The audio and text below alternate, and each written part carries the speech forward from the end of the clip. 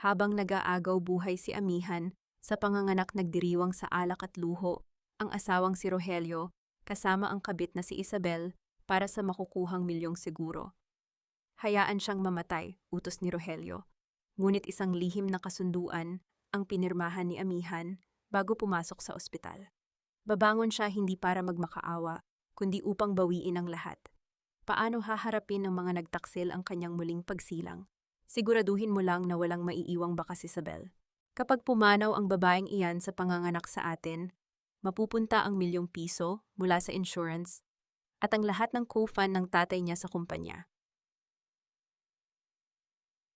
Ang boses na iyon, ang malamig at walang pusong tinig na nanggaling sa bahagyang nakabukas na pinto ng silid-aklatan, ay pagmamay-ari ni Rogelio, ang lalaking 7 taon, nang pinangakuan ni Amihan ng kanyang buhay at katapatan. Sa labas ng silid nakatayo si Amihan, sa malamig na sahig ng koridor. Ang kanyang mga paa ay namamaga dahil sa huling buwan ng kanyang pagbubuntis sa kanilang kambal. Sa kanyang nanginginig na mga kamay, hawak niya ang isang mainit na mangkok ng sinigang na hipon. Ito ang paboritong ulam ng kanyang asawa na maingat niyang inihanda sa kusina sa kabila ng matinding kirot sa kanyang likod at ang bigat ng kanyang dinadalang buhay. Ang mainit na usok mula sa sabaw ay dahan-dahang humahaplos sa kanyang namumutlang pisngi, ngunit ang bawat salitang lumalabas sa silid ay parang mga piraso ng yelo na bumabaon sa kanyang buong pagkatao. Ang kanyang lalamunan ay biglang natuyo, naging kasing aspalto ng abo. Ang hanging kanyang nilalanghap ay tila naging mga tinik na sumasakal sa kanyang dibdib. Hindi niya magawang sumigaw. Ang matinding sakit ay hindi sumabog sa isang malakas na iyak, kundi sa isang nakatutulig na katahimikan na lumamon sa kanyang buong mundo. Ang kanyang mga daliri na nawalan na ng pakiramdam dahil sa matinding gulat ay dahan-dahang bumitaw sa mainit na seramika. Ang mangkok ay tuluyang bumagsak sa sahig, nadurog sa maliliit na piraso, habang ang mainit na sabaw ay kumalat sa makintab na tile ng koridor. Ngunit sa kanyang pandinig walang tunog ang pagkabasag na iyon, tanging ang sarili niyang mabilis at mababaw na paghinga ang umaalingaw-ngaw sa kanyang isip. Dahan-dahang bumaba ang kanyang nanginginig na kamay upang hawakan ang kanyang malaking tiyan, kung saan ang kanyang mga kambal ay biglang sumisipa ng malakas. Tila nararamdaman ang matinding takot ng kanilang ina. Ito ba ang kabayaran sa lahat ng tiniis ko para sa pamilyang pinangarap ko? Bumukas ang pinto ng silid-aklatan. Lumabas si Rogelio na may hawak na telepono, ngunit nang makita ang basag na mangkok at si Amihan na nakatayo doon na parang isang estatwa ng pighati, mabilis niyang itinago ang kanyang gulat sa likod ng isang malamig at mapagmataas na mukha. Lumapit siya hindi upang alalayan ang kanyang asawang nahihirapan, kundi upang tingnan ito ng may pandidiri. Bakit ka ba laging nakikinig sa mga usapan na hindi para sa iyo, Amihan? Ang sabi ni Rogelio, ang kanyang boses ay puno ng pagkairita habang inaayos ang kanyang mamahaling polo shirt. You are overreacting again. Ang gulo ng utak mo dahil sa pagbubuntis na yan. I am doing this for our family's security. Sino ba ang mag-aalaga sa mga bata kung sakaling may mangyari sa iyo sa panganganak? Do you think your father's bankrupt company can save us? Huwag mong pairalin ang pagiging praning mo. Rogelio, ang insurance na yon. Sa wakas ay nakapagsalita si Amihan. Ang kanyang boses ay nanginginig at halos pabulong. Bakit may pirma ko roon kailanman ay hindi ko nilagdaan ang dokumentong iyon? Bago pa makasagot si Rogelio, isang matalas na boses ng isang matandang babae ang pumutol sa usapan mula sa dulo ng koridor. Si Erlinda, ang kanyang katakatakang biyanan, ay dahan-dahang naglakad palapit, habang may hawak na pamaypay na ginto. Ang kanyang mga mata ay naniningkit sa galit habang nakatingin sa basag na mangkok sa sahig. Aba, Amihan, huwag mo kaming tingnan ng ganyan na parang kami pa ang may kasalanan. Ang bulyaw ni Erlinda, ang kanyang boses ay puno ng kamandag at pagiging moralista. May utang na loob ka sa pamilyang ito, nang mamatay ang ama mo at maiwan kayong baon sa utang. Sino ang tumanggap sa iyo dito? Sino ang nagpatuloy sa iyo sa pamamahay na ito upang hindi ka maging palaboy sa kalye? Ngayong hihilingan ka lang ng kaunting tulong para sa proteksyon ng asawa mo, mag-iinarte ka ng ganyan. Napakawalang utang na loob mo namang bata. Ang pera ng seguro ay para sa mga apo ko kung sakaling hindi kayanin ng mahina mong katawan ang panganganak. Ngunit buhay pa ako. Ang bulong ni Amihan, ang mga luha ay dahan-dahang umagos sa kanyang mga pisngi. Buhay pa ako, Mama. Bakit ninyo na pinag-uusapan ang kamatayan ko? Humarap si Rogelio sa kanya, ang kanyang mga mata ay walang kahit kaunting awa. Lumapit siya ng dahan-dahan ang kanyang mukha. Ay ilang pulgada na lamang ang layo mula kay Amihan. Huwag kang umakto na parang biktima dito, Amihan. Pagod na ako sa mga drama mo. Kung talagang mahal mo ako, hindi mo natatanungin ang mga bagay na ito. Ngunit ano ang ginagawa mo? Palagi mo kaming pinagdududahan. Look at you are pathetic. Sa sandaling iyon, ang tablet ni Rogelio na naiwan sa ibabaw ng lamesa sa loob ng silid ay umilaw.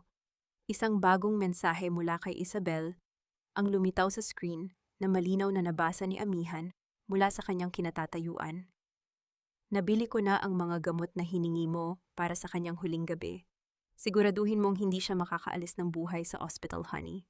Ang pangalawang dagok ay tumama sa kanyang puso ng mas matindi kaysa sa nauna. Hindi lamang pera ang nais nilang makuha.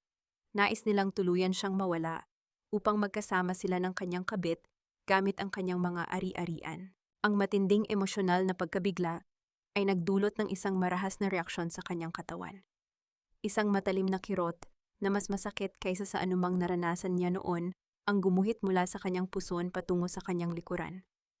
Pakiramdam niya ay may dambuhalang kamay na pumipiga sa kanyang mga laman loob. Napahawak si Amihan sa gilid ng dingding dahan-dahang napaupo sa malamig na sahig habang ang kanyang mukha ay nawalan ng kulay. Isang mainit na likido ang dahan-dahang umagos sa kanyang mga binti, humalo sa sabaw ng sinigang na nasa sahig. Ang kanyang panubigan ay pumutok na, at sa gitna ng malinaw na likido ay may bakas ng pulang dugo. Rogelio, ang mga bata, ang ungol ni Amihan ang kanyang mga kamay ay mahigpit na nakakapit sa kanyang tiyan habang ang matinding sakit ay muling dumatong. Tumawag ka ng ambulansya, pakiusap, hindi ko na kaya. Tiningnan lamang siya ni Erlinda ng may malamig na pagtutuos. Huwag kang mag-inarte, Amihan. Sumakit lang ang tiyan mo dahil sa gulat. Huwag mo kaming daanin sa mga ganyang estilo upang takasan ang usapan tungkol sa mga dokumento. Mama, totoo ito. Dumurugo ako. Ang pagmamakaawa ni Amihan ang kanyang paningin ay nagsisimula ng magdilim habang ang bawat segundo ay tila isang taon ng pagdurusa. Inilabas ni Rogelio ang kanyang telepono, ngunit sa halip na tumawag ng tulong, dahan-dahan niya itong ibinalik sa kanyang bulsa. Ihahanda ko muna ang sasakyan. Ngunit bago tayo umalis, kailangan nating ayusin ang pirma mo sa paglilipat ng kofa ng kumpanya ng tatay mo.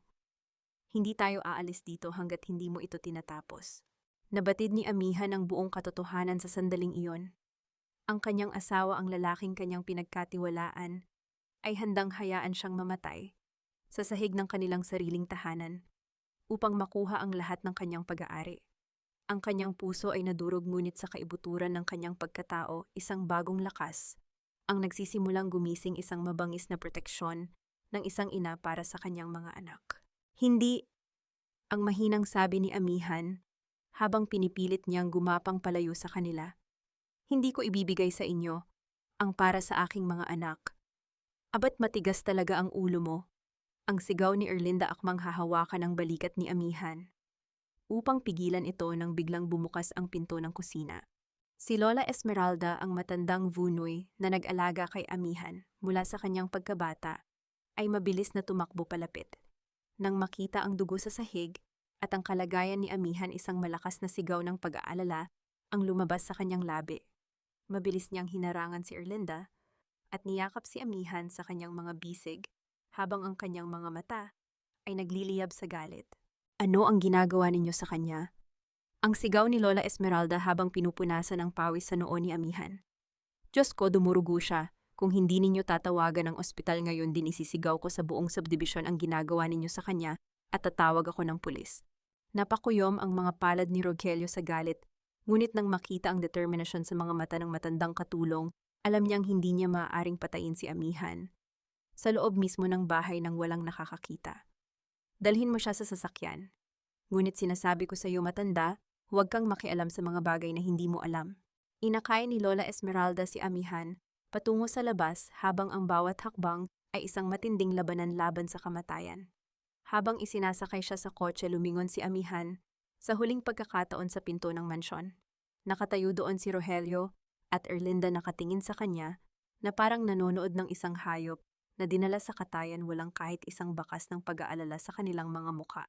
Sa gitna ng matinding kirot na tila pumupunit sa kanyang katawan habang ang sasakyan ay mabilis na umaalis patungo sa ospital sa Quezon City, isang tahimik na panunumpa ang binuo ni Amihan sa kanyang isip. Mabubuhay ako. Para sa aking mga anak, hindi ko papayagang magtagumpay ang inyong kasamaan. Babalik ako, at sa araw na iyon, kayo naman ang luluhod sa aking harapan. Ang mahinang ugong ng mga kagamitan sa ospital at ang matapang na amoy ng antiseptiko ay pumuno sa malamig na silid ng emergency room. Nakahiga si Amihan sa ibabaw ng gumagalaw na kama, habang ang mga puting ilaw sa kisame ay mabilis na nagdaraan sa kanyang paningin. Pakiramdam niya ay unti-unti siyang nilalamon ng isang malalim na balon ng kadiliman, ngunit patuloy niyang kinakagat ang kanyang sariling labi. Hinahayaang ang lasa ng sarili niyang dugo ang magpanatili sa kanya sa katotohanan. Hindi siya pwedeng mawalan ng malay, hindi pa sa ngayon. Lira! Ang nanghihinang tawag ni Amihan habang hinahawakan ang dulo ng manggas ng protective gown ni Dr. Lira. Ang mga anak ko, kailangan nilang mabuhay. Nandito ako, Amihan, walang mangyayaring masama sa iyo at sa mga bata, ang mahinang tugon ni Dr. Lira habang mabilis na sinusuri ang kanyang presyo ng dugo. Ang kanyang mga mata ay puno ng pag-aalala, ngunit ang kanyang mga kamay ay nanatiling matatag at mabilis. Nakausap ko na si Attorney Joaquin. Narito na siya sa likod ng kurtina. Kailangan nating bilisan ito bago makapasok si Rogelio. Mabilis na lumapit si Attorney Joaquin mula sa anino ng silid bitbit, ang isang itim na folder. Ang kanyang mukha ay seryoso bakas ang lungkot para sa anak ng kanyang matalik na kaibigan. Amihan, ihanda mo ang iyong sarili. Ang dokumentong ito ay ang binagong huling habilin at ang paglikha ng pondo para sa mga bata. Sa sandaling malagdaan mo ito, ang lahat ng ari-arian at kofa ng kumpanya na iniwan ng iyong ama ay mapupunta sa isang ligtas na tiwala na walang sino man sa pamilya ni Rogelio ang maaaring makahawak. Salamat, Attorney. Ang pabulong na sagot ni Amihan. Sa tulong ni Dr. Lira, dahan-dahang inangat ni Amihan ang kanyang nanginginig na kanang kamay upang tanggapin ang pluma. Ang bawat stroke ng kanyang lagda sa ibabaw ng papel ay tila kinuha ang natitirang lakas ng kanyang katawan, ngunit sa bawat titik na kanyang isinusulat, nararamdaman niya ang unti-unting paglaya ng kanyang mga anak mula sa kuko ng mga taong nagnanais ng kanilang kamatayan. Sa labas ng silid paghahanda ang kapaligiran, ay biglang nagbago nang dumating sina Rogelio at Erlinda. Sa harap ng mga nurse at doktor, mabilis na nagsuot si Rogelio ng maskara ng isang nag-aalalang asawa, habang si Erlinda ay nagpapahid ng mga peking luha sa kanyang mga mata gamit ang isang panyong may borda. Ngunit nang makita nila si Lola Esmeralda, na nakaupo sa sulok, mabilis na lumapit si Erlinda. Hinawakan niya ng mahigpit ang braso ng matanda sapat na upang mag-iwan ng pulang marka sa balat nito. Huwag kang gagawa ng kahit anong ingay dito, matanda. Ang bulong ni Erlinda, ang kanyang boses ay parang ahas na sumasitsit sa tainga ni Lola Esmeralda. Isang maling salita mo lang sa mga doktor tungkol sa nangyari sa bahay. Sisiguraduhin kong wala kang matitirhang bubong bukas at hinding-hindi mo na makikita ang mga bata.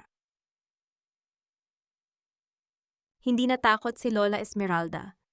Tumingin siya ng diretso sa mga mata ni Erlinda nang may matatag na paninindigan. May Diyos na nakakakita sa inyo, senyora, at ang Diyos na iyon ang magpoprotekta kay Amihan.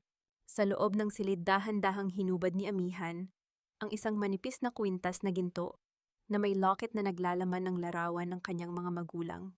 Ipinikit niya ang kanyang mga mata at inilagay ito sa palad ni Lola Esmeralda, nakapapasok pa lamang sa silid. Lola Awap, hawakan mo ito.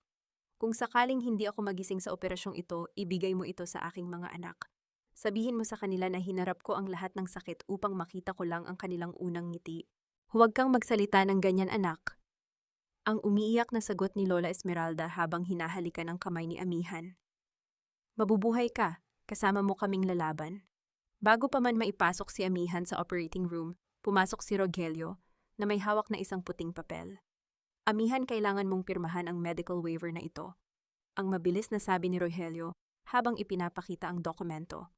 Ito ay para sa kaligtasan mo kung sakaling magkaroon ng emergency habang ginagawa ang operasyon. Lumapit si Attorney Joaquin at hinawakan ang kamay ni Rogelio upang pigilan ito. Huwag mong pilitin ang aking kliyente, Rogelio. Humarap si Joaquin kay Amihan nang may babala sa kanyang mga mata. Amihan, huwag mong pirmahan iyan. Kung pipirmahan mo ang waiver na yan, binibigyan mo si Rogelio ng buong kapangyarihan na magdesisyon kung kailan papatayin ang iyong life support sakaling magkaroon ng komplikasyon sa loob ng operating room. Nanlamig ang buong katawan ni Amihan. Tiningnan niya si Rogelio na ngayon ay hindi na maitago ang galit sa kanyang mga mata dahil sa pagkagambala ng abogado. What are you doing here, Joaquin? Family matter ito. Wala kang karapatang makialam sa amin. Ang sigaw ni Rogelio, ang kanyang boses ay puno ng puot. May karapatan ako dahil ako ang legal na kinatawan ni Amihan. Ang matatag na sagot ni Joaquin. We need to move her now, masyado nang mababa ang tibok ng puso ng mga bata. Ang sigaw ng isang nurse habang mabilis na itinutulak ang kama ni Amihan patungo sa operating room. Sa gitna ng kaguluhan, habang mabilis na itinutulak ang kama, sinubukan ni Rogelio na agawin ang bag ni Amihan na hawak ni Lola Esmeralda, naniniwalang naroroon ang binagong habilin na kapipirma lamang ng kanyang asawa. Ngunit buong lakas na niyakap ni Lola Esmeralda ang bag sa kanyang dibdib, hinahayaang tabigin siya ni Rogelio, ngunit hindi niya ito binitawan. Bumukas ang malalaking pinto ng operating room at dahan-dahang pumasok ang kama ni Amihan. Ang huling larawan na nakita ni Amihan bago sumara ang pinto ay ang kanyang asawa na may galit na mukha, habang si Lola Esmeralda ay umiiyak sa sulok. At sa ilalim ng kanyang unang ligtas na nakatago ang isang maliit na piraso ng papel na naglalaman ng kopya ng kanyang huling habilin na pinatunayan ng kanyang sariling dugo at luha. Sa loob ng silid operasyon, ang hangin ay mabigat at puno ng tensyon. Ang tunog ng mabilis na pagtibok ng puso ni Amihan mula sa monitor ay naging tila isang karera laban sa kamatayan. Ang bawat mahinang tunog ng kagamitan ay nagpapakita ng pababang presyo ng kanyang dugo. Pawisang-pawis si Dr. Lira habang hawak ang mga medikal na instrumento, ang kanyang mga mata ay nakatutok sa duguang katawan ng kanyang matalik na kaibigan. Ihanda ang defibrillator. Masyadong mabilis ang pagbaba ng kanyang tibok ng puso. Ang sigaw ni Dr. Lira sa mga nurse, ang kanyang boses ay nanginginig sa takot, ngunit puno ng determinasyon. Amihan, lumaban ka. Huwag mong iwan ang iyong mga anak. Parang awa mo na huwag kang susuko ngayon. Ngunit sa labas ng silid operasyon sa pribadong waiting area ng mga VIP, ang kapaligiran ay kabaligtaran ng nagaganap na labanan sa loob. Si Rogelio ay nakaupo sa isang malambot na sopa, nakataas ang isang binti, habang may hawak na maliit na baso ng mamahaling alak na palihim na inilabas ni Isabel mula sa kanyang mamahaling designer bag. Si Isabel, na nagkunwaring pinsan ni Rogelio upang makaiwas sa hinala ng mga tauhan sa ospital, ay nakasandal sa kanyang balikat habang may mapang-aping ngiti sa kanyang mga labi. Uminom ka muna, babe, ang malambing na bulong ni Isabel habang hinahaplos ang dibdib ni Rogelio. Sa wakas, matatapos na rin ang paghihirap mo sa babaeng iyan.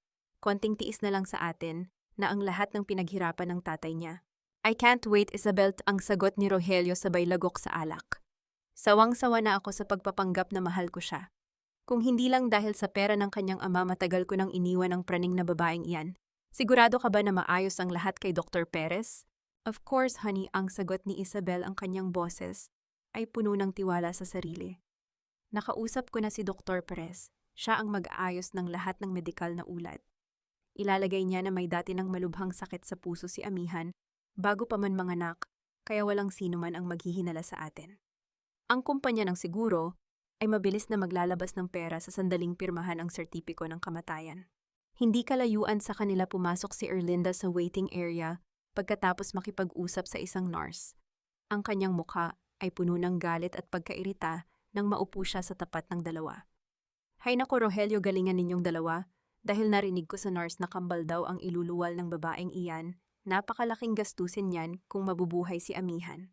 2 bata ang kailangan nating pakainin at pag-aralin. Mas mabuti pang, alam mo na, isang malaking bawas sa iisipin kung ang ina lang ang mawawala, ngunit kailangan nating tiyakin na sa iyo mapupunta ang buong kustodya ng mga bata upang makuha natin ang tiwala ng board ng kumpanya. Huwag kang mag-alala, mama.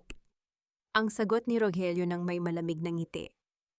Ang mga bata ay gagamitin natin upang ipakita sa publiko na ako ay isang tapat at nag-iisang ama na nagdadalamhati. Sa pamamagitan niyan, walang maglalakas loob na kumuha ng kumpanya sa akin. At tungkol naman sa matandang alila na si Esmeralda, sisiguraduhin kong kaladkad siya palabas ng mansyon pagkatapos ng libing.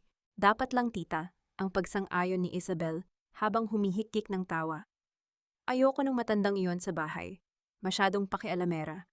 Gusto ko pagkatapos ng libing ni amihan ako na ang tatayong bagong may bahay sa mansyon ng mga Villarreal. Palalitan ko ang lahat ng mga lumang kagamitan doon. Hindi nila napansin na si Attorney Joaquin bago umalis upang asikasuhin ang mga legal na dokumento ay dahan-dahang lumakad malapit sa kanilang upuan.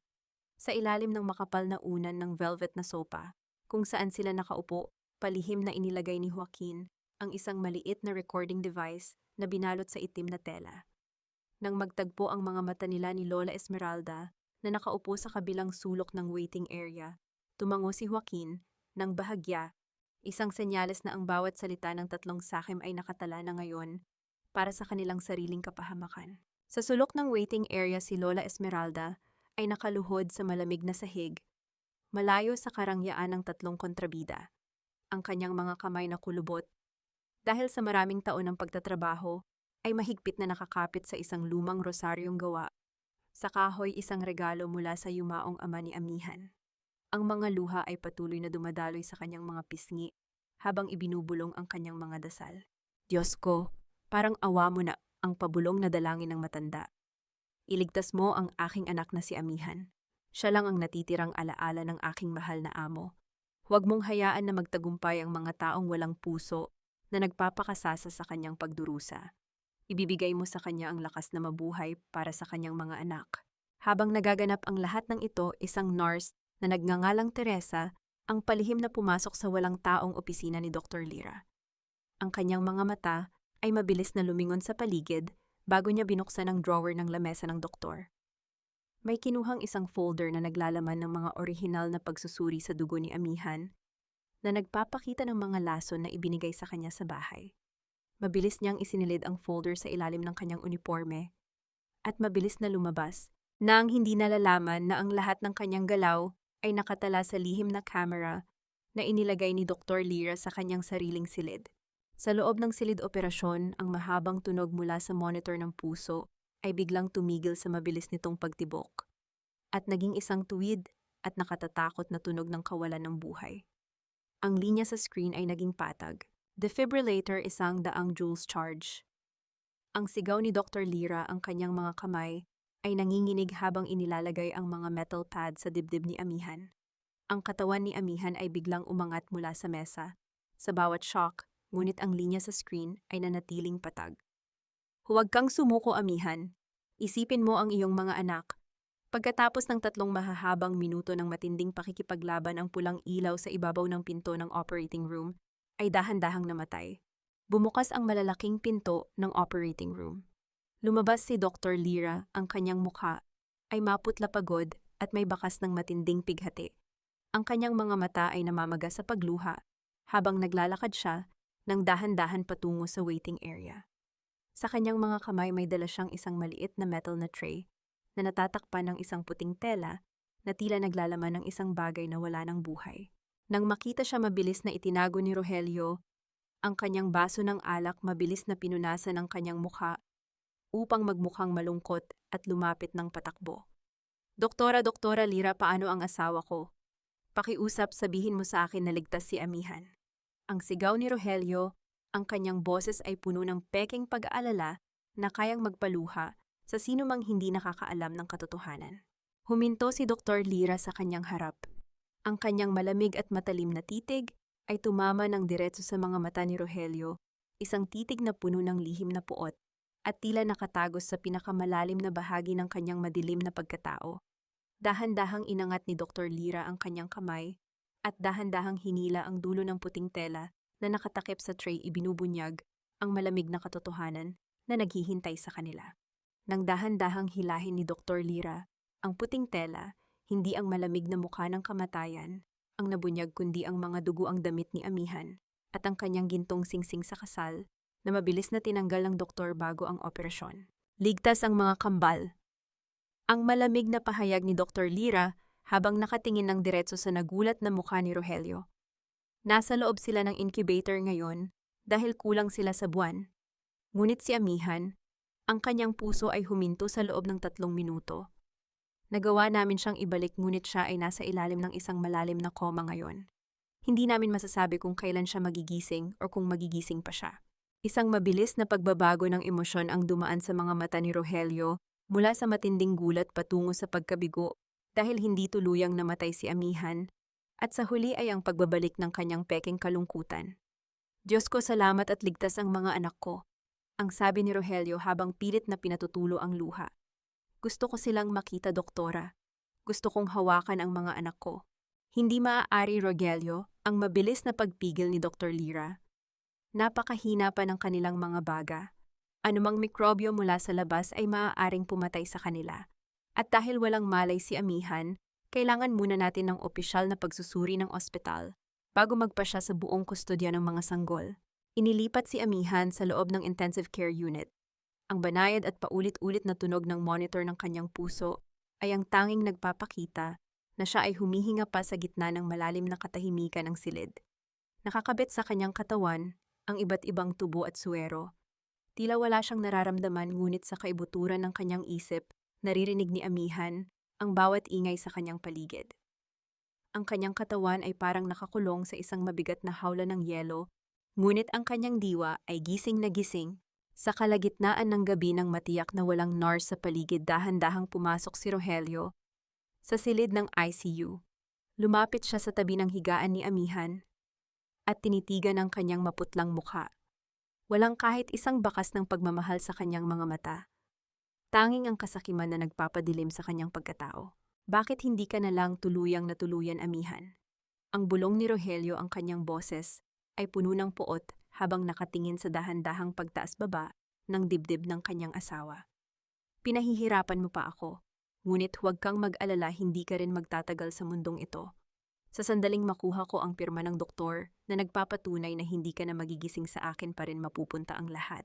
Nang umalis si Rogelio, dahan-dahang pumasok si Lola Esmeralda. Naupo ang matanda sa tabi ng higaan at hinawakan ang malamig na kamay ni Amihan. Anak, lumaban kay, ang umiiyak na bulong ni Lola Esmeralda habang hinahalikan ang kanyang mga daliri. Sa sandaling iyon, naramdaman ni Lola Esmeralda ang isang mahinang panginginig sa mga daliri ni Amihan. At pagkatapos, sa loob ng isang saglit, naramdaman niya ang mahigpit ngunit nanginginig na pisil ng mga daliri ng kanyang alaga sa kanyang palad. Nanlaki ang mga mata ng matanda sa gulat, ngunit mabilis niyang tinakpan ang kanyang bibig upang hindi makagawa ng ingay. Tumingin siya sa mukha ni Amihan at nakita ang mabilis na pagkurap ng mga pilikmata nito sa ilalim ng nakapikit na mga mata. Gising si Amihan. Sa labas ng koridor, hinarang ni Attorney Joaquin si Rogelio na papalabas ng ICU.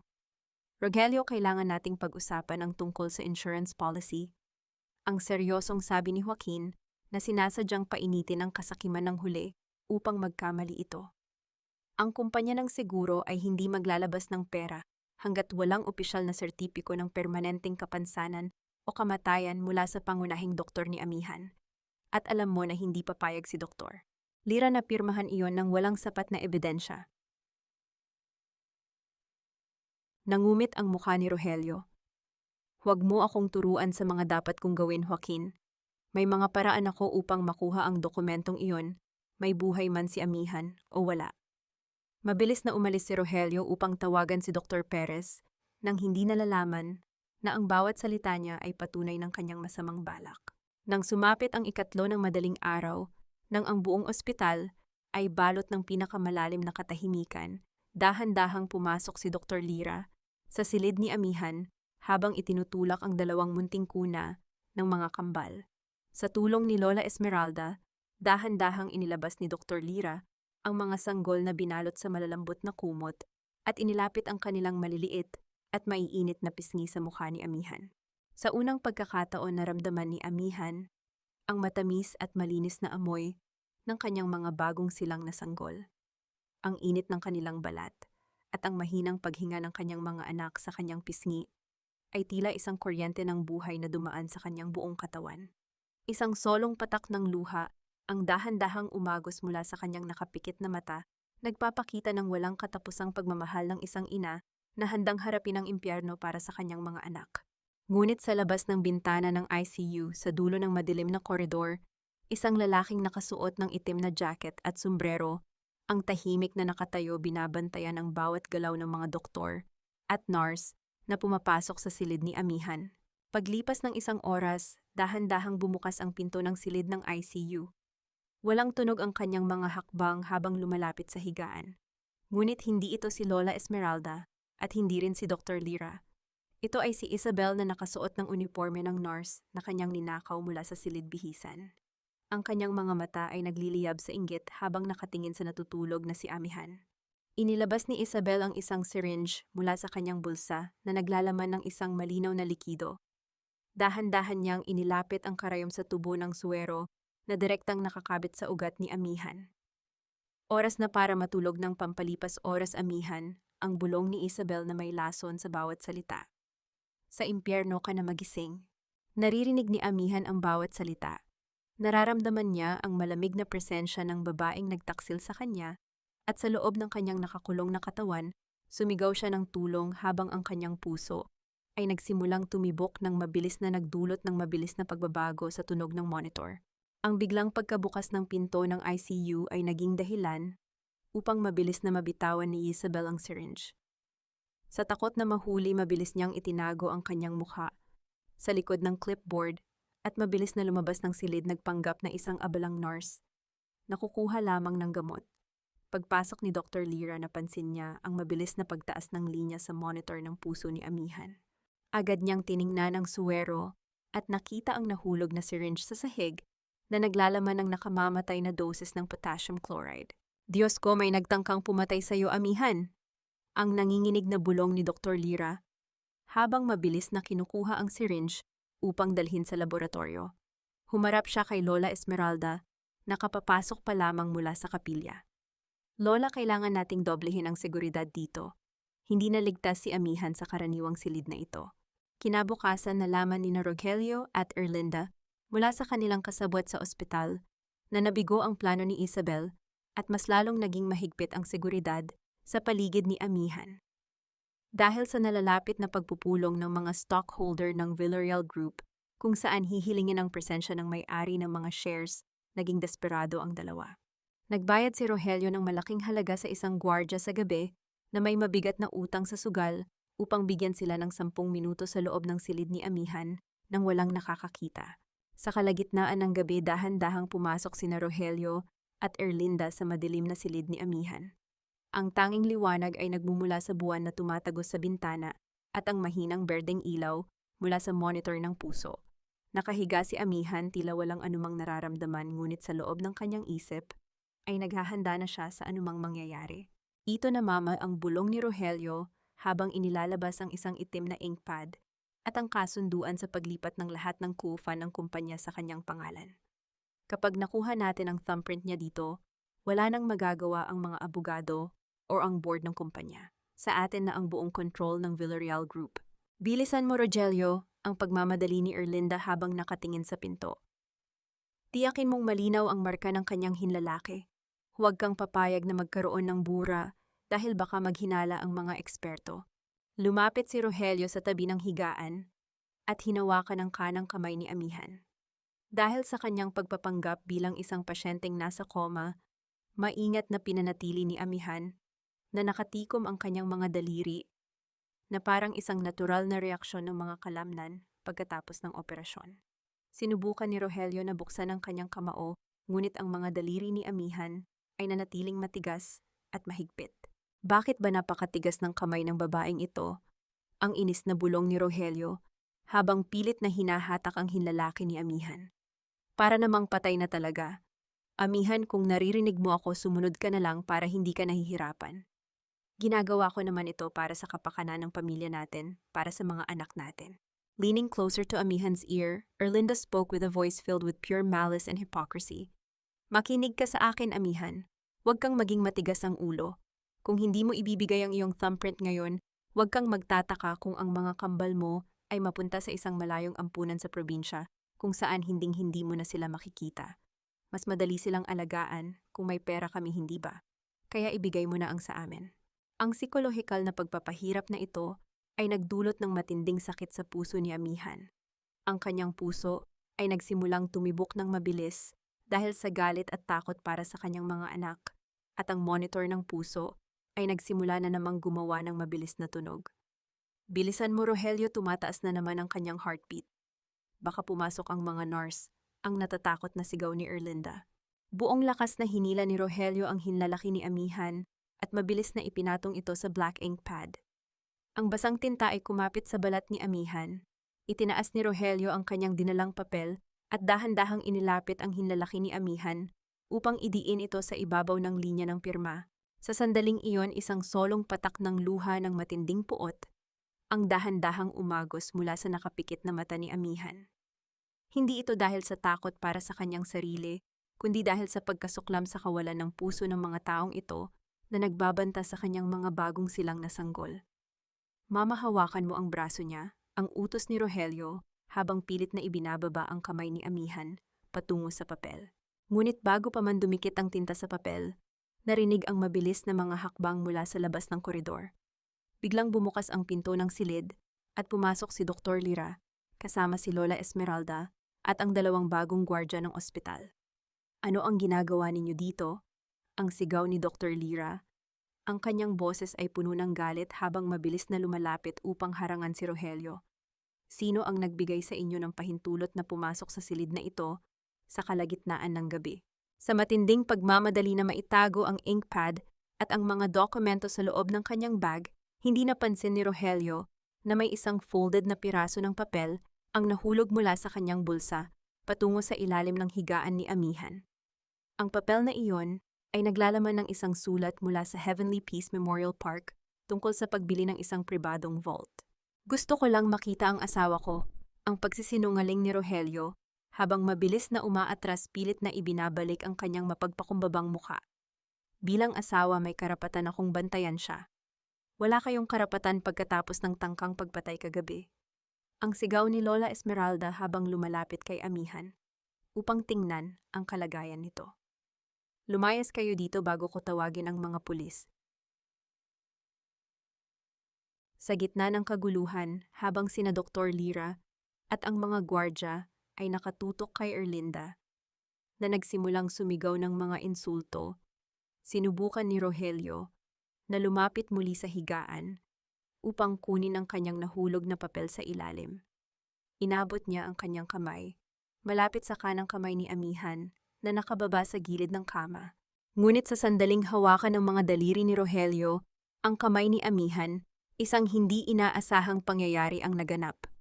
Ang mga daliri ni Amihan na kanina pa nakatikom ay biglang bumukas at sumara ng napakahigpit sa pulso ni Rogelio. Ang lakas ng pagkakahawak ni Amihan ay parang isang bakal na kadena na pumipiga sa balat ni Rogelio sapat upang magdulot ng matinding sakit. Nanlaki ang mga mata ni Rogelio sa matinding gulat at takot. Tumingin siya sa mukha ni Amihan, ngunit ang mga mata nito ay nanatiling nakapikit at ang kanyang mukha ay parang walang anumang emosyon. Ngunit ang grip ng kanyang kamay sa kanyang pulso ay totoo matatag at puno ng nagliliyab na galit na tila nanggagaling sa kabilang mundo. Nabitawan ni Rogelio ang kanyang hawak na dokumento habang mabilis na napaatras ang kanyang mukha ay puno ng matinding takot habang nakatitig sa kanyang sariling pulso na may pulang marka ng pagkakahawak ni Amihan. Gising siya, mama, sinasabi ko sa iyo, gising ang babaeng iyan, hinawakan niya ako. Ang sigaw ni Rogelio habang nanginginig ang kanyang buong katawan. Mabilis na lumapit si Dr. Lira at tiningnan ang kamay ni Amihan na ngayon ay muling nakalagay ng dahan-dahan sa gilid ng higaan, tila walang anumang nangyari. Ang monitor ng kanyang puso ay nagpapakita ng normal at matatag na tibok. Masyado nang malala ang takot at konsensya mo, Rogelio. Ang malamig na sabi ni Dr. Lira habang itinutulak ang dalawa palabas ng silid sa tulong ng mga gwardya. Ang mga pasyenteng nasa koma ay nagkakaroon ng muscle spasm o bigla ang pag-urong ng mga kalamnan. Lumayas na kayo bago ko ipatawag ang pulisya para sa trespassing. Matapos maitaboy ang mga kontrabida, mabilis na kumilos si Dr. Lira. Sa tulong ng kanyang mga pinagkakatiwalaang kasamahan, palihim nilang inilipat si Amihan sa isang pribadong suite sa pinakatuktok na palapag ng ospital sa Quezon City. Ang silid na ito ay nakarehistro sa ilalim ng isang hindi kilalang pangalan at may mahigpit na seguridad malayo sa mga mata ni Rogelio at Isabel. Dito sa loob ng ligtas na silid, nagsimula ang totoong labanan ni Amihan.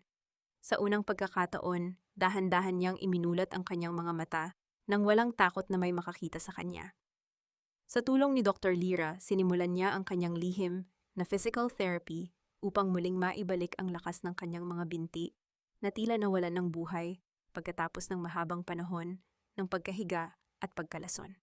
Kailangan kong tumayo, Lira. Kailangan kong lumakad. Ang nanginginig na sabi ni Amihan habang pilit na ibinababa ang kanyang mga paa sa malamig na sahig. Sa bawat pagsubok niyang ilapat ang kanyang mga talampakan isang matinding sakit na parang tinutusok ng libu-libong nagbabagang karayom ang kanyang mga joints at kalamnan ang gumuguhit sa kanyang buong katawan. Napakagat siya sa kanyang ibabang labi upang hindi makagawa ng anumang tunog ng pagluha. Dahan-dahan, Amihan. Huwag mong biglain ang iyong katawan. Masyadong malaki ang pinsala ng mga gamot na ibinigay sa iyo noon sa bahay ninyo. Ang pag-aalala ni Dr. Lira habang inaalayan siyang tumayo. Upang bigyan siya ng lakas, muling nagluto si Lola Esmeralda ng mainit na sinigang na baka na may masaganang asidong lasa ng sampalok. Ang mabangong amoy ng sabaw ay pumuno sa silid, nagdadala ng mga alaala ng kanyang kabataan sa piling ng kanyang yumaong ama na palaging nagluluto ng parehong ulam tuwing siya ay may sakit. Ang bawat higop ni Amihan sa mainit na sabaw ay tila nagbigay ng bagong init sa kanyang malamig na dugo at nagpatatag sa kanyang nanghihinang kalooban. Sa kalagitnaan ng hapon, dinala ni Dr. Lira ang kanyang tablet sa tabi ng higaan ni Amihan. Binuksan niya ang isang lihim na live feed mula sa high-security neonatal intensive care unit. Sa screen nakita ni Amihan ang kanyang 2 munting anak na lalaki na natutulog ng mahimbing sa loob ng incubator. Ang kanilang maliliit na dibdib ay sabay na tumataas at bumababa sa bawat paghinga. Isang magandang ngiti na puno ng walang katapusang pag-asa ang sumilay sa mga labi ni Amihan habang dahan-dahan niyang hinahaplos ang salamin ng screen kung saan naroroon ang larawan ng kanyang mga anak. Sila ang aking lakas, Lola, ang bulong ni Amihan kay Lola Esmeralda na nakatayo sa kanyang tabi. Para sa kanila tatayo ako. Dumating si Attorney Joaquin nang palihim dala ang masamang balita mula sa kumpanya. Amihan, kailangan nating bilisan ang iyong paggaling. Nag-umpisa nang maglipat si Rogelio ng pondo. Noong isang araw naglipat siya ng 15 milyong piso mula sa kumpanya patungo sa isang shell account sa ilalim ng pangalan ni Isabel, gamit ang dahilan na ito ay para sa isang bagong investment ng kumpanya. Naghinala na ang ilang miyembro ng board, ngunit kailangan nila ang iyong opisyal na presensya upang mapatalsik siya. Habang nag-uusap sila, lumabas muna si Dr. Lira sa koridor upang sagutin ang isang tawag sa kanyang telepono. Bahagyang nakabukas ang pinto kaya narinig ni Amihan ang kanyang mahinang pakikipag-usap sa kabilang linya. Kuya, kailangan ko na ang tulong ng seguridad na ipinangako mo, ang bulong ni Dr. Lira sa telepono. Ligtas ang mga bata sa ngayon, ngunit alam kong binabantayan na nila ang ospital na ito. Pakiusap, ihanda mo na ang ligtas na bahay. Napakunot ang noo ni Amihan. Sino ang tinatawag ni Dr. Lira na kuya? May iba pa bang tao na tumutulong sa kanila sa likod ng mga anino? Bago pa man niya maitanong ito, lumapit si Lola Esmeralda sa bintana upang iayos ang mga kurtina para sa papalapit na gabi. Ngunit biglang napatigil ang matanda, ang kanyang buong katawan ay nanigas sa matinding takot habang nakatingin sa ibaba ng courtyard ng ospital. Sa ibaba, malapit sa isang madilim na sasakyan, nakatayo si Isabel kasama ang isang estrangherong lalaki na may hawak na kamera na may mahabang lente na direktang nakatutok sa bintana ng kanilang silid. Amihan, nakita nila tayo. Ang nanginginig na bulong ni Lola Esmeralda habang mabilis na hinila ang makapal na kurtina upang takpan ang bintana. Sa tulong ni Attorney Joaquin, isang hanay ng mga lihim na camera na nagkukunwaring mga sensor ng usok ang na-install sa iba't ibang sulok ng mansion ng pamilya Villarreal bago pa man manganak si Amihan. Sa loob ng secured na silid sa ospital, nakaupo si Amihan sa kanyang kama, hawak ang tablet ni Dr. Lira. Ang screen ay nagpapakita ng live na imahe mula sa sala ng kanyang sariling tahanan. Sa bawat segundong lumilipas, ang kanyang puso ay tila pinipiga ng isang dambuhalang kamay ng pighati habang pinapanood ang pagsisimula ng pananakop ng mga taong walang kaluluwa sa kanyang iniwanang tahanan. Bumukas ang malalaking pinto ng mansyon. Pumasok si Isabel na may hila-hilang tatlong malalaking designer na maleta, suot ang isang mamahaling pulang damit, at salaming pang-araw na tila ba siya ay isang reyna na nagbabalik mula sa isang matagumpay na labanan. Sinalubong siya ni Erlinda ng isang napakahigpit at masayang yakap. Ang kanyang muka ay puno ng galak na kailanman ay hindi niya ipinakita kay amihan. "Welcome sa iyong bagong tahanan, Isabel." Ang masayang sigaw ni Erlinda, ang kanyang boses ay umaalingaw-ngaw sa mataas na kisame ng sala. Sa wakas, ang tunay na may-ari ng bahay na ito ay narito na. Sawang-sawa na ako sa mukha ng praning na babaeng iyan na palaging nagdadala ng kamalasan dito. "Salamat, tita." Ang maarteng sagot ni Isabel habang tinatanggal ang kanyang salamin at tinitingnan ang paligid ng may pandidiri. "Pero tita, look at this place. Napaka-dark at napaka-old-fashioned. At ang painting na iyan, sino ba ang creepy na matandang iyan sa dingding? Itapon mo nga yan sa bodega o mas mabuti sunugin mo. Ayoko ng ganyang mukha sa sala natin. It looks so cheap."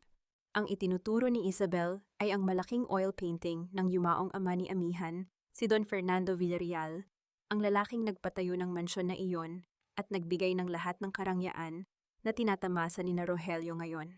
Si Lola Esmeralda na bumalik sa mansyon noong hapong iyon upang kumuha ng ilang personal na gamit at mga damit ng mga sanggol, ay pababa ng hagdan nang marinig ang usapan. Sa matinding pagkabigla at galit, mabilis siyang tumakbo palapit at humarang sa harap ng painting ng kanyang dating amo. "Huwag ninyong hawakan ang larawan ni Don Fernando." Ang umiiyak na sigaw ni Lola Esmeralda, ang kanyang mga kamay ay nakadikit sa dingding upang protektahan ang painting. "Wala kayong karapatang itapon ito. Ito ay pagmamay-ari ng pamilya Villarreal. Kayo ang walang karapatan sa pamamahay na ito." Mabilis na lumapit si Erlinda at buong lakas na tinabig ang matanda dahilan upang mabitawan ni Lola Esmeralda ang hawak niyang kahon ng mga gamit ni amihan. Ang mga damit ng mga sanggol, ang mga maliliit na sapatos, at ang ilang bordadong tela ay nagkalat sa sahig ng sala. "Aba, matandang alilasino ka. Para utusan kami sa sarili naming pamamahay." Ang sigaw ni Erlinda, ang kanyang muka ay namumula sa galit habang dinuduro si Lola Esmeralda. "Magpasalamat ka at pinapayagan pa kitang pumasok dito upang kunin ang mga basurang iyan. Isang salita mo pa, ipapakulong kita sa bintana ng pulisya para sa pagnanakaw." Nginisihan lamang siya ni Isabel habang dahan-dahang lumalakad palapit. Nakita niya ang isang maliit na tuwalya na may borda ng pangalang amihan sa kulay rosas na thread na nahulog mula sa kahon. Gamit ang kanyang mamahaling sapatos, marahas niyang tinapakan ang tuwalya at pinaglaruan ito sa sahig, dinudumihan ang malinis na borda ng kanyang putik mula sa labas. "Tita, why is she still here anyway? She's just an old maid. She smells like cheap laundry soap. Nakakasira ng mood sa bagong bahay natin." Sa loob ng ospital, nanginginig ang buong katawan ni amihan habang pinapanood ang screen. Ang kanyang mga kuko ay bumaon sa kanyang sariling palad hanggang sa mag-iwan ito ng pulang marka. Ang kanyang puso ay sumisigaw sa matinding puot habang nakikita ang paglapastangan sa memorya ng kanyang ama at ang pang-aapi sa kanyang tapat na vunoy. "Lira, tingnan mo sila." Ang pabulong na iyak ni amihan, ang mga luha ay patuloy na dumadaloy sa kanyang mga pisngi. "Gusto ko silang wasakin ngayon din. Pakiusap." "Wag ngayon, amihan," yang mahinahong pagpigil ni Dr. Lira habang hinahawakan ang kanyang balikat. "Kailangan nating magtiis ng kaunti pa. Hayaan mo silang magpakasasa sa kanilang mga kasalanan dahil mas mataas ang kanilang pag-akyat, mas masakit ang kanilang pagbagsak."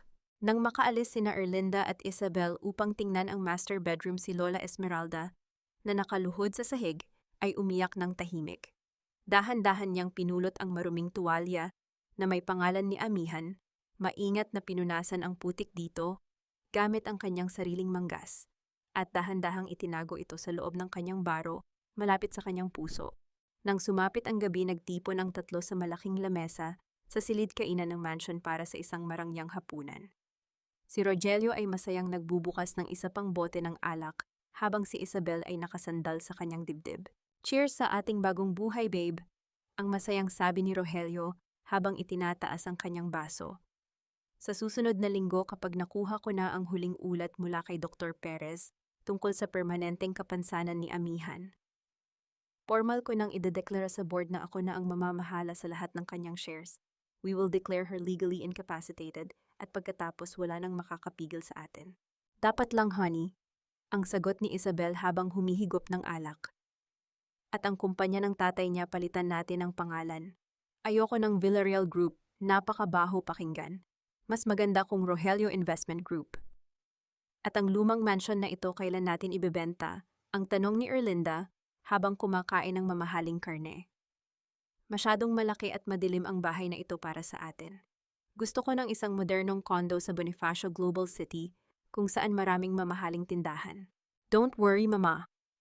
Ang paniniguro ni Rogelio nang may mapang-aping halakak. Nakausap ko na ang isang buyer mula sa labas. Ibebenta natin ang mansyon na ito sa susunod na linggo sa halagang 50 milyong piso. Gagawin natin ito ng lihim upang hindi malaman ng mga abogado ni Amihan o ng board ng kumpanya hanggat hindi natatapos ang pirmahan ng deed of sale. Habang nag-aayos ng mga gamit sa cabinet si Isabel kanina sa kwarto ni Amihan, may nahanap siyang isang maliit na antique na pilak na locket na nakatago sa isang lihim na drawer ng lagayan ng alahas. Ang locket ay may kakaibang disenyo. Hindi ito disenyo ng pamilya Villarreal, kundi isang sinaunang simbolo na may titik na I. Nang tanungin siya ni Rogelio kung ano ang kanyang hawak, mabilis na itinago ni Isabel ang locket sa kanyang bulsa. Wala ito, honey. Isang lumang piraso ng basura na naiwan ni Amihan. Itatapon ko na lang mamaya. Ngunit sa kaibuturan ng kanyang isip, alam ni Isabel na ang locket na ito ay may mataas na halaga at hindi niya ito ibabahagi kahit kay Rogelio. Sa silid kainan habang nagtatawanan ang tatlo, nang walang kahihiyan si Lola Esmeralda, na pilit na pinagtrabaho ni Erlinda sa kusina, ay naglalakad dala ang isang tray ng mga baso. Dahil sa panghihina at takot, dahan-dahang nadulas ang isang kristal na baso mula sa kanyang nanginginig na mga kamay. Ang mga crystals na baso ay madulas na nalaglag na durog sa maraming maliliit na piraso sa ibabaw ng makintab na sahig ng silid kainan, lumikha ng isang nakatutulig na tunog ng pagkabasag na pumutol sa kanilang masayang tawanan. Tumayo si Erlinda, ang kanyang mga mata ay naniningkit sa matinding galit habang nakatingin sa basag na kristal at kay Lola Esmeralda na nanginginig sa takot. Itinaas ni Erlinda ang kanyang kamay upang saktan ang matanda. Sa screen ng tablet sa ospital, napasigaw si Amihan sa matinding takot at galit habang ang tunog ng kanyang puso sa monitor ay muling nagsimulang bumilis ng mapanganib. Bago pa man lumapat ang palad ni Erlinda sa mukha ni Lola Esmeralda, bumukas ang pinto ng silid kainan. Si Attorney Joaquin na naghihintay sa labas ng gate ng mansyon upang sunduin ang matanda ay pumasok sa tulong ng isa pang katulong na binuksan ang pinto. Ang seryosong mukha ng abogado at ang kanyang matatag na presensya ay naging dahilan upang mabilis na ibaba ni Erlinda ang kanyang kamay, bagamat ang kanyang mga mata ay nanatiling puno ng galit. Anong ginagawa mo rito, Joaquin? Ang singhal ni Erlinda habang inaayos ang kanyang sarili. Wala kang karapatang pumasok sa bahay na ito nang walang pahintulot. Naparito ako upang sunduin si Lola Esmeralda, Senyora, ang malamig na sagot ni Attorney Joaquin, at upang ipaalala sa inyo na ang mansyon na ito ay bahagi pa rin ng hindi pa nahahating ari-arian ng pamilya Villarreal. Anumang pananakit sa mga tauhan dito ay maaaring gamitin laban sa inyo sa korte. Mabilis na kinuha ni Joaquin ang kahon ng mga gamit at inakay si Lola Esmeralda, palabas iniligtas ang matanda mula sa karahasan ng pamilyang iyon. Nang makabalik sila sa ospital, sinalubong sila ni Amihan na may kasamang mahigpit na yakap at mga luha ng matinding pag-aalala. Lola, patawarin mo ako. Ang umiiyak na bulong ni Amihan habang hinahaplos ang pisngi ng kanyang matandang bunoy. Dapat ay hindi ko na pinayagang bumalik ka roon. Hindi ko mapapatawad ang aking sarili kung may nangyaring masama sa iyo. Huwag kang mag-alala, anak.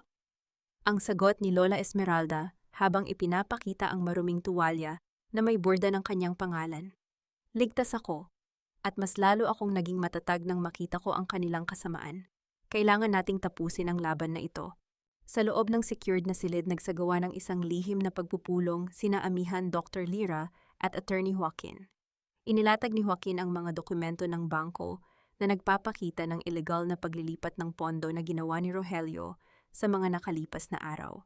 Kasabay nito ibinahagi ni Dr. Lira ang resulta ng pagsusuri sa likido mula sa syringe na iniwan ni Isabel at ang mga tira ng gamot mula sa mga lumang bote ni amihan sa mansion. Kinumpirma ng forensic lab na ang mga gamot na ibinibigay sa iyo sa bahay ay may halong cardiac inhibitor. Ang chemical na ito ay dahan-dahang nagpapahina sa iyong puso upang magmukhang natural ang iyong pagpanaw sa oras ng panganganak. Ito ay isang planadong pagpatay, amihan. Napakuyom ang mga palad ni amihan. Ang katotohanan ay mas masakit kaysa sa anumang pisikal na sugat, ngunit ang kanyang mga mata ay hindi na nagpapakita ng takot, tanging ang nagliliyab na apoy ng katarungan ang natitira doon. Sa susunod na linggo ang taunang memorial mass para sa aking ama sa mansion. Ang seryosong pahayag ni amihan ang kanyang boses ay naging kasing lamig ng yelo. Iyon ang araw na plano ni Rogelio na ipakita sa buong pamilya at sa board na siya na ang bagong pinuno ng Villarreal Group. Doon natin sila haharapin. Doon ko sila ibabagsak sa harap ng lahat ng taong pinagsisinungalingan nila. Inabot ni amihan ang mga kamay ni Lola Esmeralda, hinawakan ito ng napakahigpit. Ipinapangako ko sa iyo, Lola, ibabalik ko ang bawat dumi na ipinahid nila sa pangalan ng aking ama at ibabalik ko ang dangal ng pamilyang ito na kanilang niyapakan. Habang nag-aayos ng mga papeles si Attorney Joaquin, isang nurse ang kumatok at nag-abot ng isang maliit na pakete na iniwan sa reception desk ng ospital para sa kanya. Nang buksan ito ni Joaquin, nakita niya ang isang lumang tansong susi na may kasamang maikling sulat. Panatilihin siyang ligtas. Gamitin ito kung sakaling mapasok ang ospital. M. Napakunot ang noo ni Joaquin habang ipinapakita ang susi kay Dr. Lira. Sino ang misteryosong nagpadala ng susi na may titik na M? May kinalaman ba ito sa tinatawag ni Dr. Lira na kuya? Bago pa man nila masagot ang misteryo, biglang tumunog ang telepono ni Dr. Lira. Ang boses ng nurse mula sa reception area sa ibaba ay puno ng matinding takot at pagmamadali. Doktora Lira, nalaman na ni Rogelio sa pamamagitan ng isa nating kasabwat na staff na hindi tunay na koma si amihan. Kasama niya si Isabel at ang ilang bodyguard at patungo na sila rito sa ospital, ngayon din upang kumpirmahin ang katotohanan. Natigilan si Dr. Lira. Tumingin siya kay amihan na dahan-dahang tumayo mula sa kanyang higaan. Ang kanyang mga mata ay matatag at handang harapin ang anumang unos na darating. Ang gabi sa ospital ay muling binalot ng isang mapanganib na katahimikan. Sa tulong ng gwardyang kanilang sinuhulan, dahan-dahang pumasok sina Rogelio, Erlinda at Isabel sa pribadong palapag ng Neonatal Intensive Care Unit. Kasama nila ang dalawang malalaking bodyguard na nakasuot ng itim na jacket. Ang kanilang mga mukha ay seryoso at walang anumang emosyon. Ang kanilang layunin sa gabing ito ay malinaw, kunin ang mga kambal na sanggol upang gamitin bilang pain at pananakot laban kay amihan. Siguraduhin ninyong mabilis ang pagkilos natin, ang bulong ni Rogelio habang naglalakad sa koridor. Kapag nakuha natin ang mga bata, mapipilitan si amihan na lumabas sa kanyang pinagtataguan at ibigay ang lahat ng gusto natin. Ngunit bago pa man sila makalapit sa pinto ng nursery, hinarang sila ni Dr. Lira kasama si Lola Esmeralda. Ang matandang Vunoy ay mabilis na tumayo sa harap ng pinto. Ang kanyang mga kamay ay nakadipa upang protektahan ang kanyang mga inalagaang sanggol. Rogelio, walang sino man ang pwedeng pumasok sa loob, ang sigaw ni Dr. Lira. Ang kanyang boses ay puno ng galit habang hinaharangan ng daan. Ang mga bata ay napakahina pa. Kapag inilabas ninyo sila sa incubator ng walang pahintulot ko, maaari silang mamatay sa loob lamang ng ilang oras. Wala akong pakialam sa mga medikal na dahilan mo, Lira. Ang pasigaw na sagot ni Rogelio, ang kanyang mukha ay puno ng kasakiman. Ako ang ama ng mga batang iyan. May ganap akong karapatan sa kanila sa ilalim ng batas. Hindi ko na kayang bayaran ang mamahaling ospital na ito, kaya ililipat ko sila sa isang mas murang pasilidad sa probinsya kung saan mas madaling alagaan. Ang totoo, nais ni Erlinda na dalhin ang mga bata sa isang malayong ampunan upang hindi na sila maging gastusin habang ginagamit ang mga ito upang pilitin si amihan na sumuko. Hindi ko kayo papayagan. Ang umiiyak na sigaw ni Lola Esmeralda habang mahigpit na nakakapit sa hawakan ng pinto. Mga hayop kayo, sanggol pa sila, wala kayong puso. Sa matinding galit ni Erlinda, dahil sa pagkaantala ng kanilang plano, mabilis siyang lumapit at itinaas ang kanyang kamay. Isang matinding sampal ang marahas na dumapo sa kulubot na pisngi ni Lola Esmeralda. Ang lakas ng sampal ay nag-iwan ng isang maitim na pulang marka sa balat ng matanda, dahilan upang mawalan siya ng balanse at dahan-dahang mapaupo sa malamig na sahig ng koridor. Ang kanyang rosaryong gawa sa kahoy ay nalaglag mula sa kanyang mga kamay, nagkalat ang mga butil nito sa sahig. Matandang walang hiya, sino ka para harangan kami? Ang sigaw ni Erlinda habang dinuduro ang matandang nakahiga sa sahig. Isang alila ka lang na binabayaran namin. Wala kang karapatang magsalita sa harap ng mga may-ari sa iyo. Mula sa dulo ng koridor, dahan-dahang lumabas si Amihan na nakaupo sa kanyang wheelchair na itinutulak ng isa pang nurse na pinagkakatiwalaan ni Dr. Lira. Nakita niya ang buong pangyayari, nakita niya ang pagbagsak ni Lola Esmeralda at ang mapang-aping mukha ni Erlinda. Ang kanyang buong pagkatao ay binalot ng isang nagliliyab na apoy ng galit na kailanman ay hindi niya naramdaman noon. Ang kanyang puso ay sumigaw sa matinding puot, ngunit pinilit niyang panatilihing malamig at matatag ang kanyang mukha upang hindi masira ang kanilang plano. Rogelio, ibaba mo ang iyong mga kamay sa aking mga anak. Ang malamig at malalim na boses ni Amihan ay umaalingaw sa buong koridor, sapat upang patigilin ang lahat ng tao doon. Natigilan si Rogelio nang makita si Amihan, nagising nakaupo sa wheelchair, ngunit ang kanyang mga mata ay nagpapakita ng isang matatag at nakakatakot na lakas. Mabilis na nagbago ang kanyang mukha, pilit na ibinabalik ang kanyang mapagpakumbabang estilo ng pananalita. Amihan, gising ka na pala, ang pagsisinungaling ni Rogelio habang lumalapit, ngunit mabilis na humarang ang mga bodyguard ni Dr. Lira. Thank God you are awake, kung alam mo lang ang hirap ko sa pag-aalaga sa kumpanya at sa mga bata habang wala ka. Sobrang laki ng bill ng ospital, Amihan. Kailangan nating ilipat ang mga bata sa probinsya upang makatipid. Sumama ka na sa amin, pirmahan mo na ang mga dokumento ng kumpanya upang magkaroon tayo ng pondo. Huwag mo akong gamitan ng mga peking luha mo, Rogelio. Ang sagot ni Amihan. Ang kanyang boses ay walang kahit kaunting emosyon. Hindi ninyo makukuha ang aking mga anak. Hawak ni Attorney Joaquin ang pansamantalang utos ng korte na nagpapatunay na ang mga bata ay mananatili dito sa ilalim ng pangangalaga ng ospital hanggang sa matapos ang legal na investigasyon sa inyong ginawang falsification ng mga dokumento. Nanlamig ang mukha ni Rogelio nang marinig ang tungkol sa utos ng korte. Alam niyang kapag dumating ang mga pulis, mas lalong magiging malubha ang kanilang sitwasyon. Dahan-dahang gumulong ang wheelchair ni Amihan palapit kay Lola Esmeralda. Sa tulong ni Dr. Lira, dahan-dahang hinaplos ni Amihan ang sugat at ang pulang marka sa pisngi ng kanyang matandang vunoy. Walang kahit isang patak ng luha ang lumabas sa mga mata ni Amihan. Ang bawat luha na dapat niyang iiyak ay naging mga piraso ng yelo na nagpatigas sa kanyang desisyon na maghiganti. Patawarin mo ako, Lola. Ang bulong ni Amihan sa tainga ng matanda habang dahan-dahang pinupulot ang mga butil ng rosaryo sa sahig. Ipinapangako ko sa iyo, ang bawat patak ng dugo at sakit na naranasan mo ay babayaran nila ng doble. Habang nagkakagulo ang lahat, si Isabel ay palihim na lumapit sa bag ni Amihan na nakasabit sa likod ng wheelchair, sinusubukang hanapin ang huling habilin na binago ni Amihan.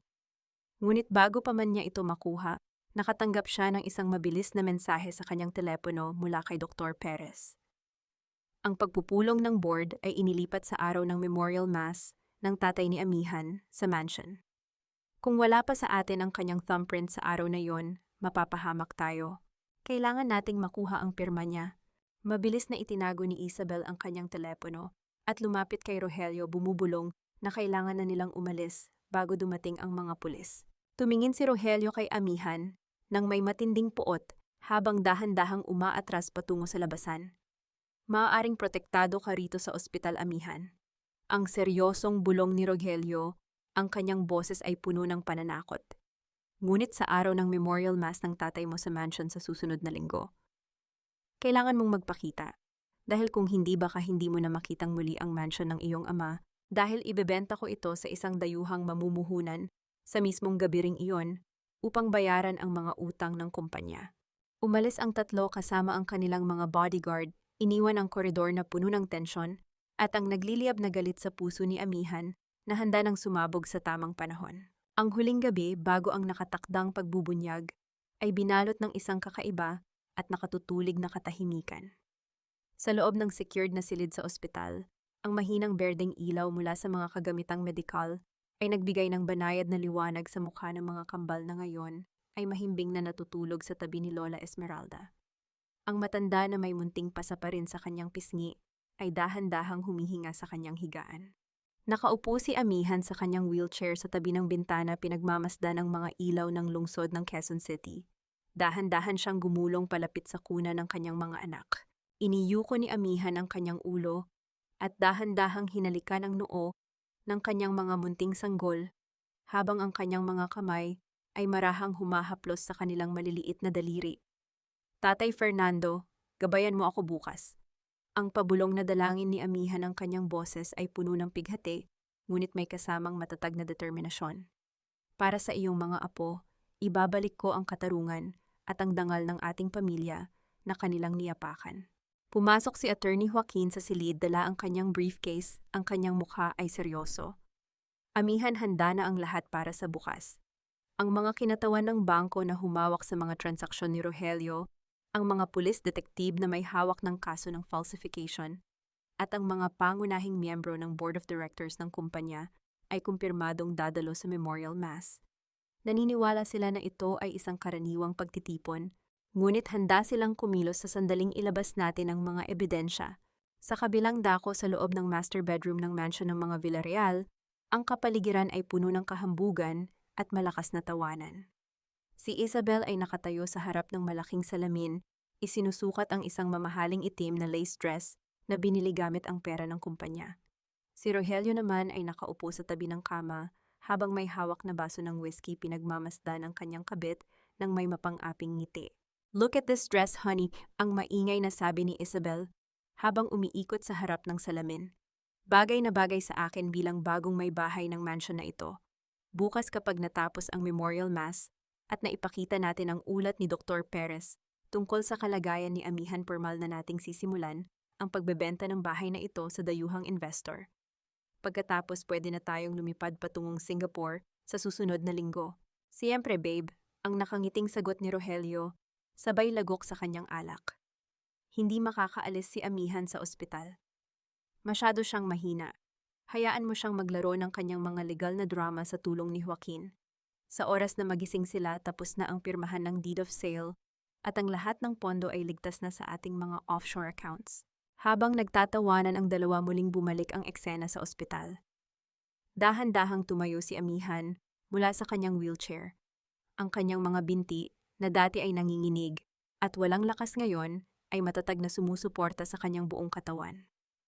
Lumakad siya ng dahan-dahan patungo sa maliit na altar sa sulok ng silid at humarap sa isang kahoy na krus.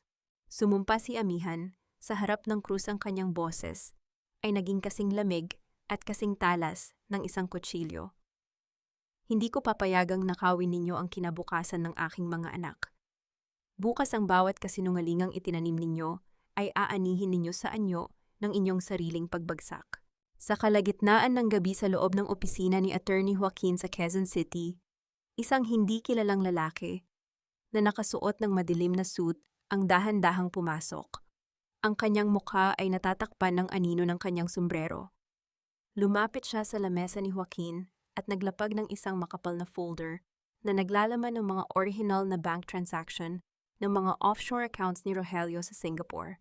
"Ito ang huling piraso ng puzzle, Attorney Joaquin," ang seryosong sabi ng lalaki na siyang misteryosong kuya ni Dr. Lira.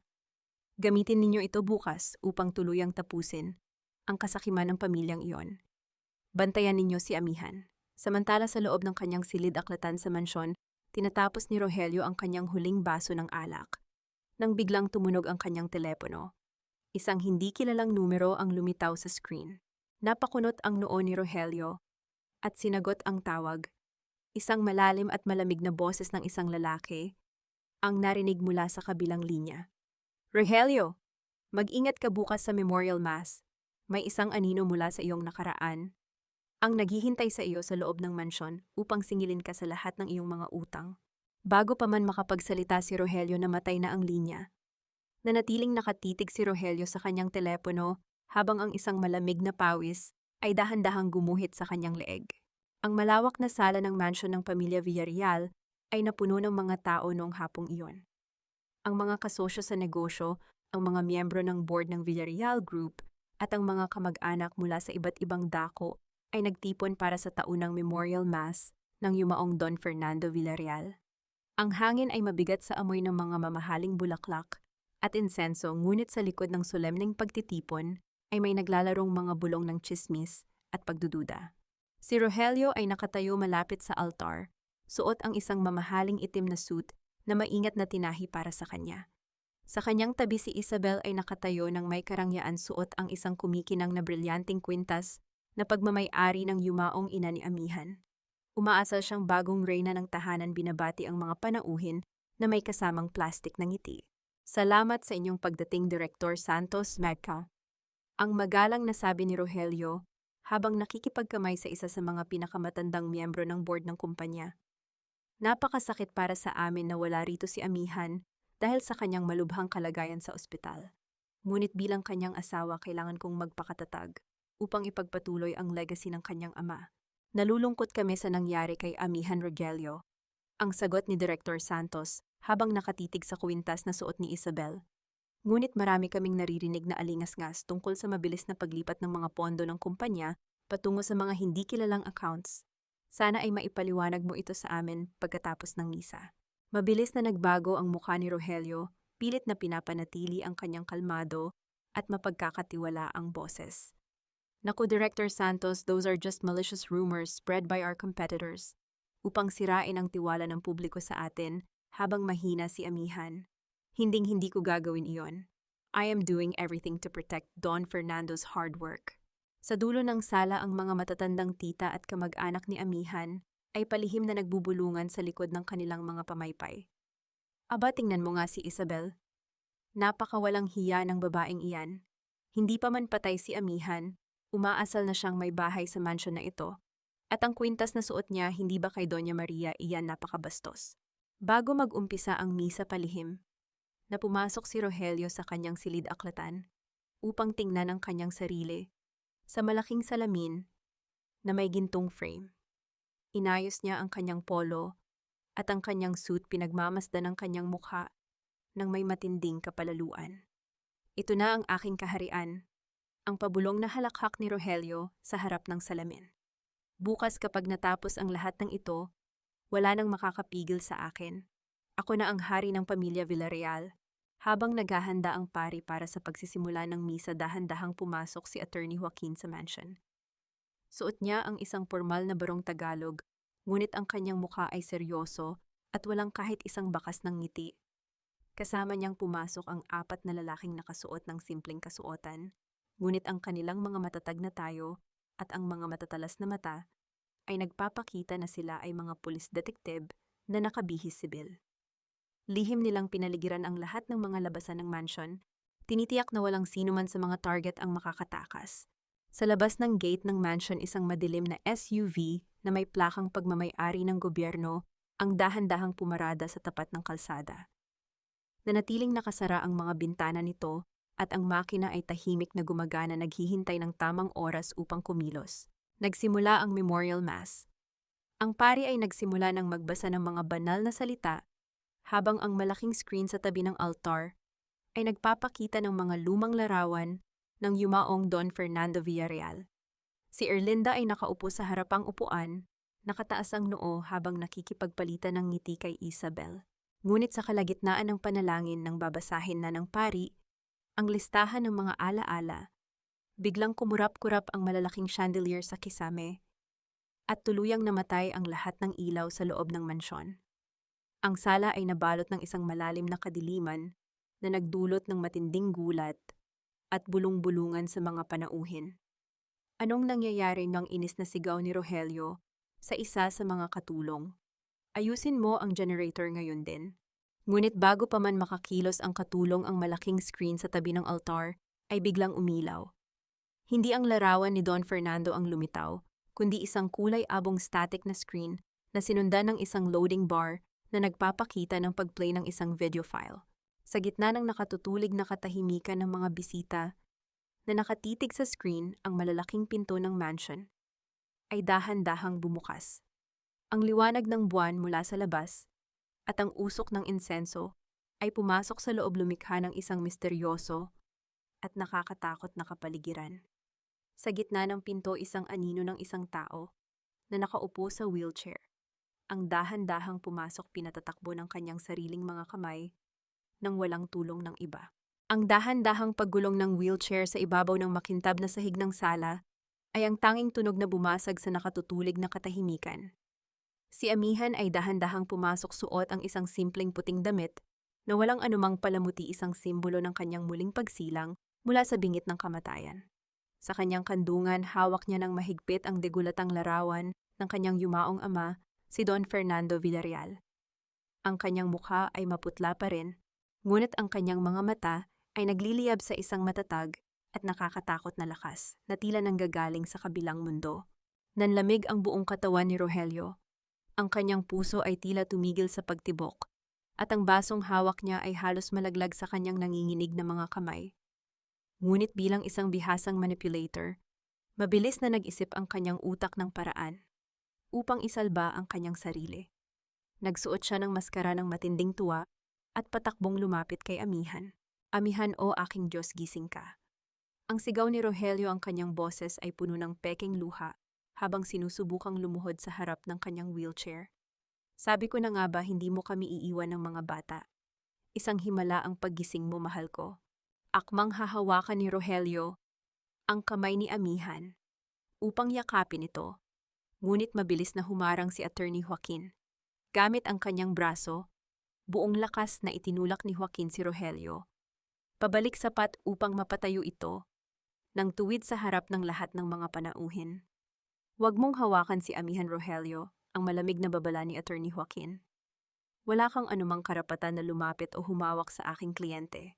Ano ba, Joaquin? Ang galit na sigaw ni Rogelio habang inaayos ang kanyang suit. Asawa ko siya, ako ang legal na asawa niya. May karapatan akong yakapin ang asawa ko pagkatapos ng kanyang mahabang pagkakasakit. Legal na asawa na nagnanais ng kanyang kamatayan. Ang matatag na tanong ni Attorney Joaquin na naging dahilan ng biglang pagbulong ng mga kamag-anak. Bago pa man makasagot si Rogelio, itinuro ni Attorney Joaquin ang remote control sa malaking screen sa tabi ng altar. Biglang nawala ang kulay-abong static at lumitaw ang isang napakalinaw na video mula sa waiting room ng ospital sa Quezon City noong gabi ng panganganak ni Amihan. Ang boses ni Rogelio na nagmumula sa mga speaker ay umaalingaw-ngaw sa buong sala, malakas, malinaw, at walang anumang pag-aalinlangan. Siguraduhin mo lang na walang maiiwang bakas, Isabel. Kapag pumanaw ang babaeng iyan sa panganganak sa atin, mapupunta ang ₱1,000,000 mula sa insurance at ang lahat ng kofa ng tatay niya sa kumpanya. Kasunod nito ang boses ni Erlinda. Kambal ang iluluwal ng babaeng yan. Napakalaking gastusin yan kung mabubuhay si Amihan. Mas mabuti pang, alam mo na. At ang boses ni Isabel na tumatawa ng walang kahihiyan. Si Lola Esmeralda, sisiguraduhin kong lalaya sa mansion na yan pagkatapos ng libing. Ayoko ng matandang yan pakialamera. Ang sala ng mga Villarreal ay nabalot ng isang matinding gulat. Ang mga kasosyo sa negosyo ay napanganga, ang mga miyembro ng board ay nagkapalitan ng mga galit na tingin at ang mga kamag-anak ay nagsimulang magbulungan ng may matinding puot. Diyos ko, napakawalang hiya, ang sigaw ng isa sa mga tita ni Amihan. Mga hayop kayo, pinagkatiwalaan kayo ni Fernando. Kasinungalingan yan. Edit ang video na iyan. Ang hysterical na sigaw ni Erlinda habang tumatayo at sinusubukang sirain ang screen gamit ang kanyang pamaypay. Sinisiraan ninyo kami, Rogelio, tawagan mo ang mga gwardya. Palayasin mo ang mga taong ito sa aking bahay. Ito ay hindi edit, Senyora Erlinda, ang malamig na sagot ni Attorney Joaquin habang ipinapakita ang opisyal na certification ng National Bureau of Investigation na nagpapatunay na ang audio at video recording ay tunay at walang anumang bawas. Si Isabel naman ay napaurong sa sulok, ang kanyang mukha ay kasing putla ng papel, habang ang kanyang mga kamay ay nanginginig na humahawak sa brilyanting kwintas na kanyang ninakaw. Alam niyang sa sandaling ito, tapos na ang kanyang pangarap na maging bagong reyna. Sa gitna ng kaguluhan, si Amihan ay nanatiling tahimik sa kanyang wheelchair. Hindi siya sumigaw, hindi siya nag-eskandalo. Ang kanyang mga mata ay nanatiling nakatitig, nang diretso sa mga mata ni Rogelio, isang malamig matatag, at hindi kumukurap na tingin ng isang ganap na hukom. Ang kanyang titig ay parang isang matalim na espada na sumasaksak sa huling natitirang kapalaluan ni Rogelio. Hindi magawang tignan ni Rogelio ang kanyang asawa sa mga mata. Dahan-dahan niyang ibinaba ang kanyang ulo habang ang pawis ay patuloy na umaagos sa kanyang mukha. Sa kalagitnaan ng bulungan at sigawan, isang lalaking hindi kilala na nakasuot ng madilim na suit ang dahan-dahang lumapit kay Attorney Joaquin. Palihim niyang iniabot ang isang pulang selyadong sobre sa kamay ng abogado at bumulong. Ang pirma ni Dr. Perez sa huwad na medikal na ulat ay napatunayang peke rin. Narito ang orihinal na sulat kamay niya na nagpapatunay na binayaran siya ni Rogelio ng 5 milyong piso upang gawin ang peking ulat ng sakit sa puso ni Amihan. Tumango si Attorney Joaquin nang may pasasalamat habang mabilis na itinago ang sobre sa kanyang bulsa. Nang makita ni Rogelio na wala na siyang anumang matatakasan, ang kanyang huling natitirang katinuan ay tuluyang nawala. Ang kanyang mukha ay nagbago mula sa takot patungo sa isang mabangis at baliw na galit. Sumigaw siya tulad ng isang mabangis na hayop na nakakulong sa bitag. Ipapahinto ko ang video na yan, sinisira mo ang buhay ko. Amihan, sa akin ang kumpanyang ito. Sa akin ang mansyon na ito. Ang sigaw ni Rogelio, habang marahas na tumatakbo patungo kay Amihan. Ang kanyang mga kamay ay nakadipa na parang gustong sakalin ang kanyang asawa upang makuha ang remote control. Rogelio, huwag, ang sigaw ni Dr. Lira. Ngunit bago pa man madikit ng mga daliri ni Rogelio, ang puting damit ni Amihan, ang 4 na pulis detektib na nakabihis sibil ay mabilis na kumilos. Buong lakas nilang hinawakan ang mga braso ni Rogelio, binaligtad ito sa kanyang likuran, at marahas siyang idiniin sa malamig na sahig ng sala sa tabi mismo ng mga basag na kristal na nalaglag kanina. Ang malamig na tunog ng bakal na posas habang ikinakabit sa mga kamay ni Rogelio ay naging tila isang huling hatol na bumasag sa kanyang huling pag-asa. Si Inspector Ramos, ang pinuno ng mga detective, ay humarap sa tatlo at nagsimulang basahin ang kanilang mga karapatan sa ilalim ng batas. Rogelio Erlinda at Isabel Cayo ay arestado sa ilalim ng mga kasong estafa, corporate fraud, falsification of public documents at tangkang pagpatay kay Amihan Villarreal. Ang seryosong pahayag ni Inspector Ramos habang tinutulak si Rogelio patayo. Nang makita ni Isabel na wala nang matatakasan ang kanyang mukha, ay napuno ng matinding takot. Mabilis niyang itinuro ang kanyang nanginginig na daliri kay Rogelio, sinusubukang isalba ang sarili mula sa kulungan. Officer, biktima lang din ako. Ang hysterical na sigaw ni Isabel habang sinusubukang lumayo kay Rogelio. Si Rogelio ang nagplano ng lahat ng ito. Siya ang pumilit sa akin na kumuha ng peking seguro at sumuhol kay Dr. Perez. I was just following him dahil natatakot ako sa kanya. Wala akong alam sa tangkang pagpatay kay Amihan. Lumapit si Attorney Joaquin, dala ang isang asul na folder. Huwag kang magsinungaling, Isabel. Hawak namin ang lahat ng pirma mo sa paglilipat ng pondo mula sa kumpanya patungo sa mga shell accounts sa Singapore. Ikaw ang nag-asikaso ng mga transaksyong ito gamit ang sarili mong pirma at lagda. Hindi ka biktima. Ikaw ang utak sa likod ng malaking pagnanakaw na ito. Napaupo si Isabel sa sahig, ang kanyang mga luha ng matinding pagsisisi ay dahan-dahang pumatak habang kinakaladkad siya ng mga pulis patungo sa labasan. Samantala si Rogelio, na nakaposas ang mga kamay sa kanyang likod, ay humarap kay Amihan. Ang kanyang mukha ay wala na ang dating kahambugan, tanging ang takot at kawalan ng pag-asa ang natitira doon. Dahan-dahan siyang lumuhod sa harap ng wheelchair ni Amihan, pilit na ipinapakita ang kanyang peking pagmamahal. Amihan, pakiusap, patawarin mo ako. Ang umiiyak na pagmamakaawa ni Rogelio habang nakatingin sa kanyang asawa. Nabulag lang ako ng pera, ngunit isipin mo ang ating mga kambal na anak. Gusto mo ba silang lumaki na may amang nasa loob ng kulungan? Para sa mga bata, Amihan, bigyan mo ako ng isa pang pagkakataon. Babaguhin ko ang lahat ng ito. Tiningnan siya ni Amihan nang may matinding lamig sa kanyang mga mata. Isang tingin na nagpapakita na ang pagmamahal na mayroon siya noon para sa lalaking ito ay ganap ng naging abo. Huwag mong gamitin ang aking mga anak upang takasan ang iyong mga kasalanan. Rogelio, ang malamig na sagot ni Amihan. Ang kanyang boses ay naging kasing matatag ng pader ng mansion. Nang sabihin mo kay Isabel na hayaan siyang mamatay sa panganganak, nasaan ang pagiging ama mo sa aking mga anak? Ang tanging ama na makikilala ng aking mga sanggol ay ang aking yumaong ama si Don Fernando Villarreal. Ang pangalan mo ay tuluyan kong buburahin sa kanilang buhay. Sa kabilang sulok si Erlinda ay naging hysterical habang kinakaladkad ng dalawang babaeng pulis. Nagsimula siyang sumigaw at mag-eskandalo sinusubukang saktan si Amihan gamit ang kanyang mga kuko. Hayop ka, Amihan, walang utang na loob. Ang sigaw ni Erlinda habang nagpupumiglas. Pinakain ka namin, tinanggap ka namin sa bahay na ito. Isusumpa kita at ang mga anak mo, hinding-hindi ka magkakaroon ng kapayapaan. Ang mga bisita, ang mga miyembro ng board at ang mga kamag-anak ay nakatingin sa kanya nang may matinding pandidiri habang marahas siyang inilalabas ng mansyon. Ang kanyang mamahaling palamuti ay nagkalat sa sahig. Sa gitna ng bulong-bulungan ng mga tao, dahan-dahang ipinatong ni Amihan ang kanyang mga kamay sa hawakan ng kanyang wheelchair. Sa harap ng buong pamilya ng mga kasosyo sa negosyo at ng mga miyembro ng board ng kumpanya, dahan-dahan matatag at buong dangal siyang tumayo mula sa kanyang wheelchair sa kanyang sariling mga paa. Ang kanyang pagkakatayo ng tuwid ay nagdulot ng matinding pagkagulat at paghanga sa mga panauhin. Si Amihan ay hindi na ang mahina at kamiyahing asawa na kanilang nakilala noon. Siya ay isa ng matatag na pinuno na handang bawiin ang kanyang kaharian. Gising ako at ako ay malakas, ang matatag na pahayag ni Amihan sa harap ng lahat.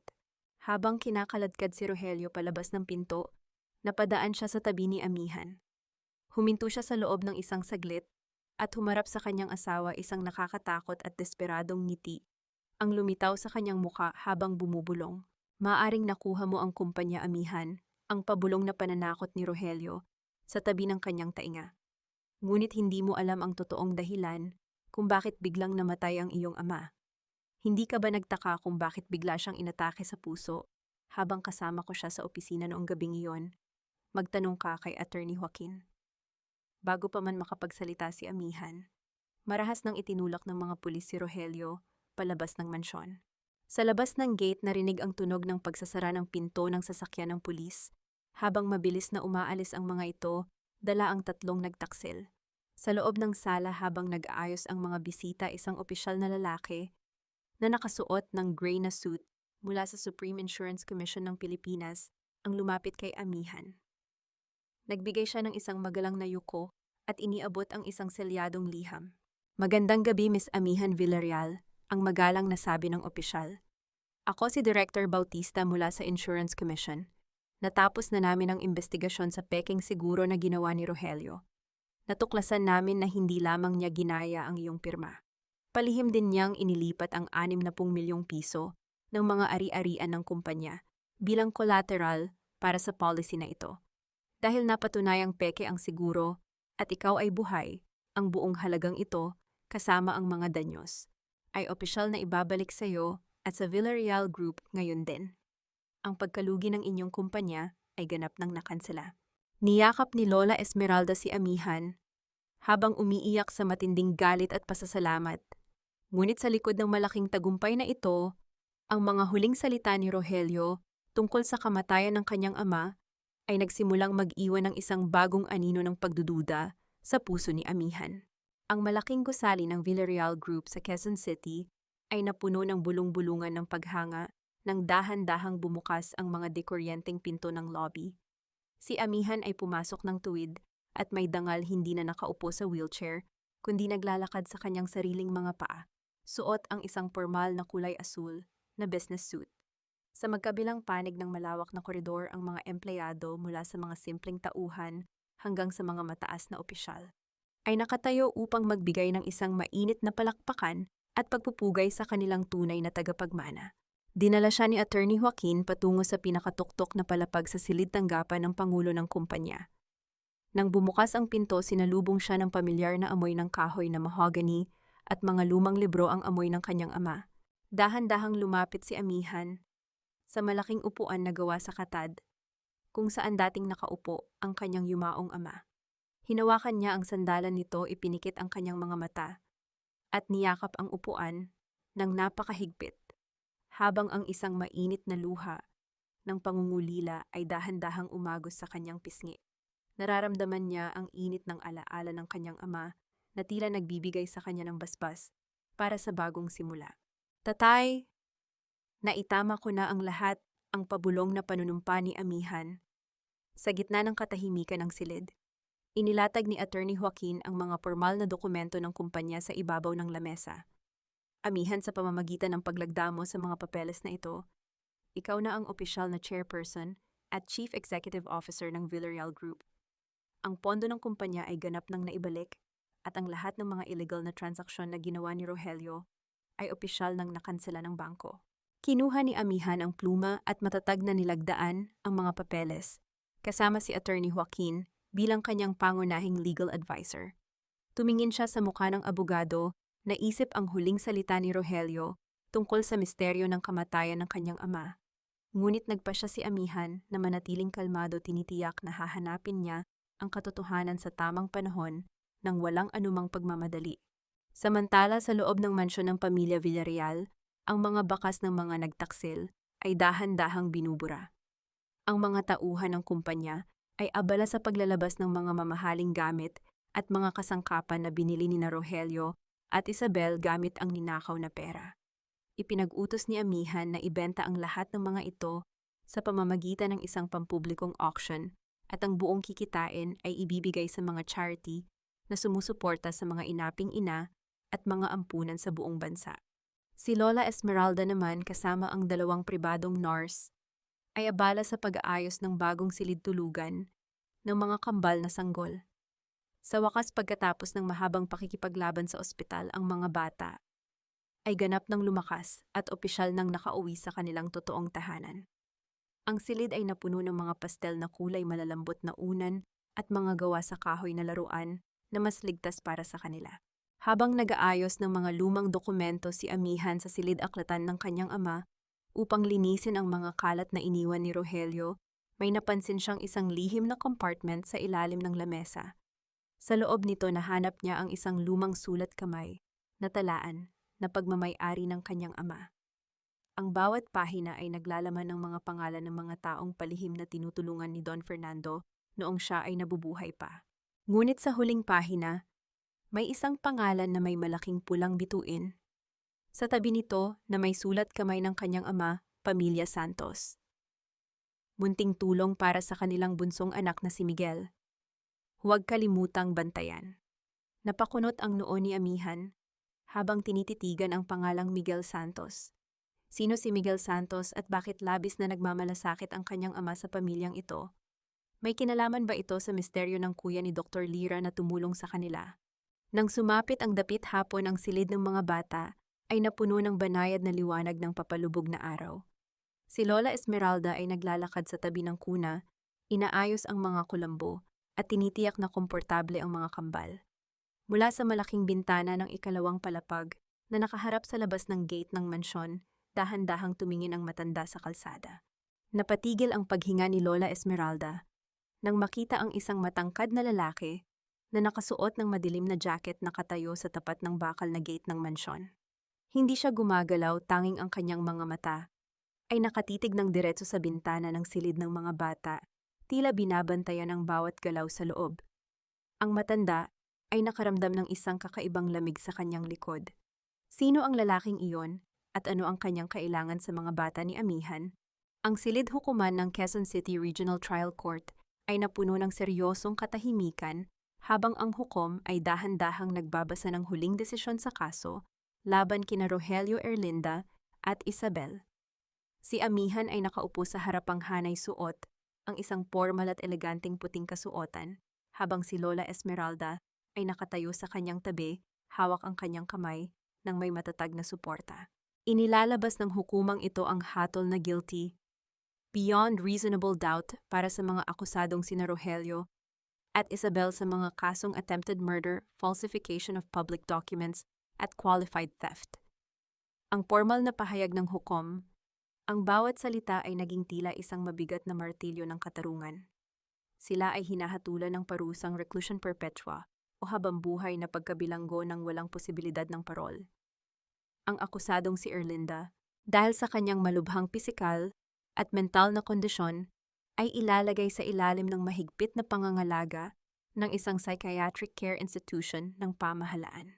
Nang basahin ang hatol, si Isabel ay tuluyang napaiyak sa matinding pagsisisi habang nakakapit sa kanyang mukha. Si Rogelio naman ay nanatiling nakatitig sa sahig, ang kanyang mga mata ay walang kahit isang bakas ng buhay, tila natanto na ang kanyang binuong imperyo ng kasakiman ay tuluyan ng naging abo. Habang inilalabas sila ng mga pulis mula sa korte, dahan-dahang tumingin si Rogelio kay Amihan, nagmamakaawa sa pamamagitan ng kanyang mga mata. Ngunit walang kahit isang bakas ng galit o puot sa mga mata ni Amihan, taming ang isang malalim at malamig na habag para sa taong sumira sa sarili nitong buhay dahil sa pera. Alam ni Amihan na ang pagtatanim ng galit ay magiging isa na namang kadena na magkakapos sa kanya sa nakaraan at sa pamamagitan ng pagpapatawad sa kanyang sarili at pagpapakita ng habag siya ay ganap ng malaya.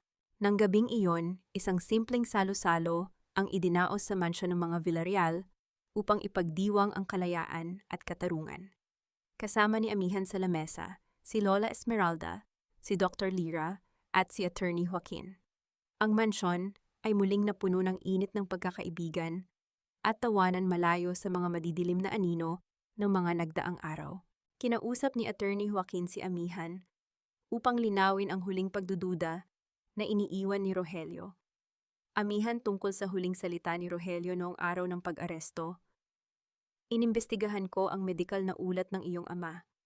Ang totoo, sinubukan nga ni Rogelio na iantala ang pagtawag ng ambulansya noong gabing inatake sa puso si Don Fernando. Ngunit bago pa man mangyari iyon, nakuha na ng iyong ama ang lahat ng ebidensya ng korupsyon ni Rogelio at ipinadala ito sa akin para sa iyong proteksyon. Ang iyong ama ay namatay bilang isang bayani na nagpoprotekta sa iyo at ang sinabi ni Rogelio ay isa lamang huling tangka upang pahirapan ang iyong isip. Ang mga luha ng matinding kaginhawaan at pasasalamat ay dahan-dahang umagos sa mga pisngi ni Amihan. Salamat, Attorney Joaquin. Sa wakas, maaari na nating hayaang mamahinga si tatay ng may kapayapaan. Matapos umalis ng mga panauhin, dinala ni Lola Esmeralda ang isang liham na kararating pa lamang mula sa bilangguan na may sulat kamay ni Rogelio sa sobre. Tiningnan ni Amihan ang liham sa loob ng ilang saglit. Hindi niya ito binuksan. Sa halip, dahan-dahan niyang inilapit ang sobre sa apoy ng isang kandila sa kanyang lamesa. Ang papel ay dahan-dahang naging abo sa ibabaw ng tray, kasabay ng tuluyang pagkawala ng huling koneksyon ni Rogelio sa kanyang buhay. Wala ka ng anumang kapangyarihan sa aking buhay at sa aking pamilya, Rogelio, ang pabulong na sabi ni Amihan. Lumabas si Amihan sa balkonahe ng silid ng mga bata. Hawak ang kanyang dalawang munting kambal sa kanyang mga bisig. Ang gabi sa Quezon City ay napuno ng banayad na liwanag ng mga bituin at ang malamig na ihip ng hangin. Sa sandaling iyon, ang kanyang dalawang munting anak ay sabay na nag-angat ng kanilang maliliit na kamay at mahigpit na humawak sa mga daliri ni Amihan. Isang magandang ngiti ang sumilay sa kanyang mga labi, habang dahan-dahang kumakanta ng isang oya ay nararamdaman ang walang katapusang kapayapaan na sa wakas ay dumating sa kanilang buhay. Habang siya ay kumakanta, dahan-dahang bumukas ang pinto ng balkonahe mula sa loob ng silid ng mga bata. Isang matangkad na lalaki na nakasuot ng madilim na suit, ang dahan-dahang lumabas, si Miguel Santos, ang misteryosong nagpadala ng susi, at ang kuya ni Dr. Lira na palihim na nagtrabaho sa likod ng mga anino upang makuha ang mga dokumento sa Singapore. Amihan ang banayad at seryosong boses ni Miguel Santos habang lumalapit. Ligtas na ang mga bata, at ang utang na loob ng aking pamilya sa iyong ama ay ganap na nating nabayaran. Narito ako upang tiyakin na hinding-hindi na kayo muling makakaranas ng takot. Tumingin si Amihan sa kanya nang may matatag na ngiti habang ang banayad na ihip ng hangin sa gabi ay patuloy na nagdadala ng kapayapaan sa kanilang bagong simula. Lumipas ang 2 taon na parang isang banayad na agos ng ilog pagkatapos ng isang napakalakas na bagyo. Ang malawak na hardin ng mansyon ng pamilya Villarreal ay muling napuno ng buhay at sigla noong umagang iyon. Ang sikat ng araw ay banayad na yumayakap sa berdeng damuhan, kung saan ang dalawang maliliit na bata, ang mga kambal ni na Amihan, ay masayang tumatakbo at naglalaro. Ang kanilang mga tawa ay malinis, walang anumang bahid ng takot, at nagdadala ng walang katapusang liwanag sa buong pamamahay. Nakatayo si Amihan sa beranda, may hawak na tasa ng mainit na kape, habang pinagmamasdan ang kanyang mga anak. Ang kanyang mukha ay may kakaibang kapayapaan, na kailanman ay hindi niya naramdaman noong siya ay nakatali pa sa isang toxic na relasyon.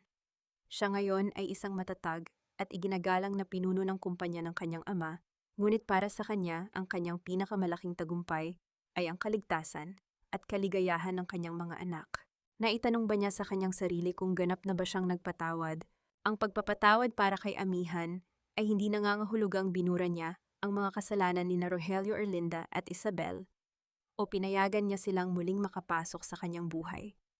Ang hustisya ay nanatiling matatag sa pamamagitan ng batas ng tao at ang tadhana o ang tinatawag na gaba ay patuloy na sumisingil sa kanila sa loob ng malamig na rehas ng bilangguan at sa pasilidad ng may mga karamdaman. Ngunit pinatawad ni Amihan ang kanyang sarili mula sa matagal na pagtitiis at pinalaya niya ang kanyang puso mula sa madilim na kulungan ng galit at paghihiganti. Ang kanyang puso ay wala ng puwang para sa puot dahil ito ay ganap ng napuno ng pagmamahal para sa kanyang mga anak at pasasalamat sa mga taong nanatili sa kanyang tabi. Nakatagpo ba siya ng tunay na kapayapaan? Oo, ang kapayapaan ay hindi lamang ang kawalan ng gulo, kundi ang presensya ng mga taong tapat na nagmamahal sa kanya. Ang mansyon ay hindi na madilim at tahimik. Ito ay napuno ng init ng pagmamahal ni Lola Esmeralda, na ngayon ay nakaupo sa bench sa ilalim ng puno, pinagmamasdan ang mga bata habang may bordadong tela sa kanyang kandungan. Ang bawat sulok ng bahay ay nilinis mula sa mga bakas ng kasakiman at pinalitan ng mga masasayang alaala ng isang pamilyang dumaan sa apoy, ngunit lumabas na mas matatag at masining. Anong aral ang naiwan ng kwentong ito para sa mga tagapakinig? Ang lakas ng isang babae at isang ina ay hindi nasusukat sa kung gaano karaming pang-aapi at sakit ang kaya niyang tiisin sa ngalan ng isang martyr na kultura. Ang tunay na lakas ay ang pagkakaroon ng tapang na basagin ang mga kadena ng pananakit, tumayo sa sariling mga paa at ipagtanggol ang kinabukasan ng kanyang mga anak mula sa anumang lason ng kasakiman. Ang utang na loob ay hindi dapat maging dahilan upang hayaang sirain ng iba ang iyong pagkatao. Ang pagmamahal ay dapat na nagpapagaling, hindi nagpapahirap. Dahan-dahang lumakad si Miguel Santos patungo sa hardin, may dalang maliit na laruang gawa sa kahoy na kanyang nililok para sa mga kambal. Nang makita siya ng mga bata, masaya silang tumakbo patungo sa kanya at sabay na yumakap sa kanyang mga binti, tinatawag siya sa pangalang Tito Miguel. Lumapit si Amihan sa kanila habang ang banayad na ihip ng hangin sa umaga ay dahan-dahang humahaplos sa kanyang buhok. Tumingin siya sa langit, nararamdaman ang ngiti ng kanyang yumaong ama mula sa kabilang buhay. Tapos na ang gabi ng pighati, at sa wakas ang umaga ng katarungan at paggaling ay ganap ng sumikat para sa kanila.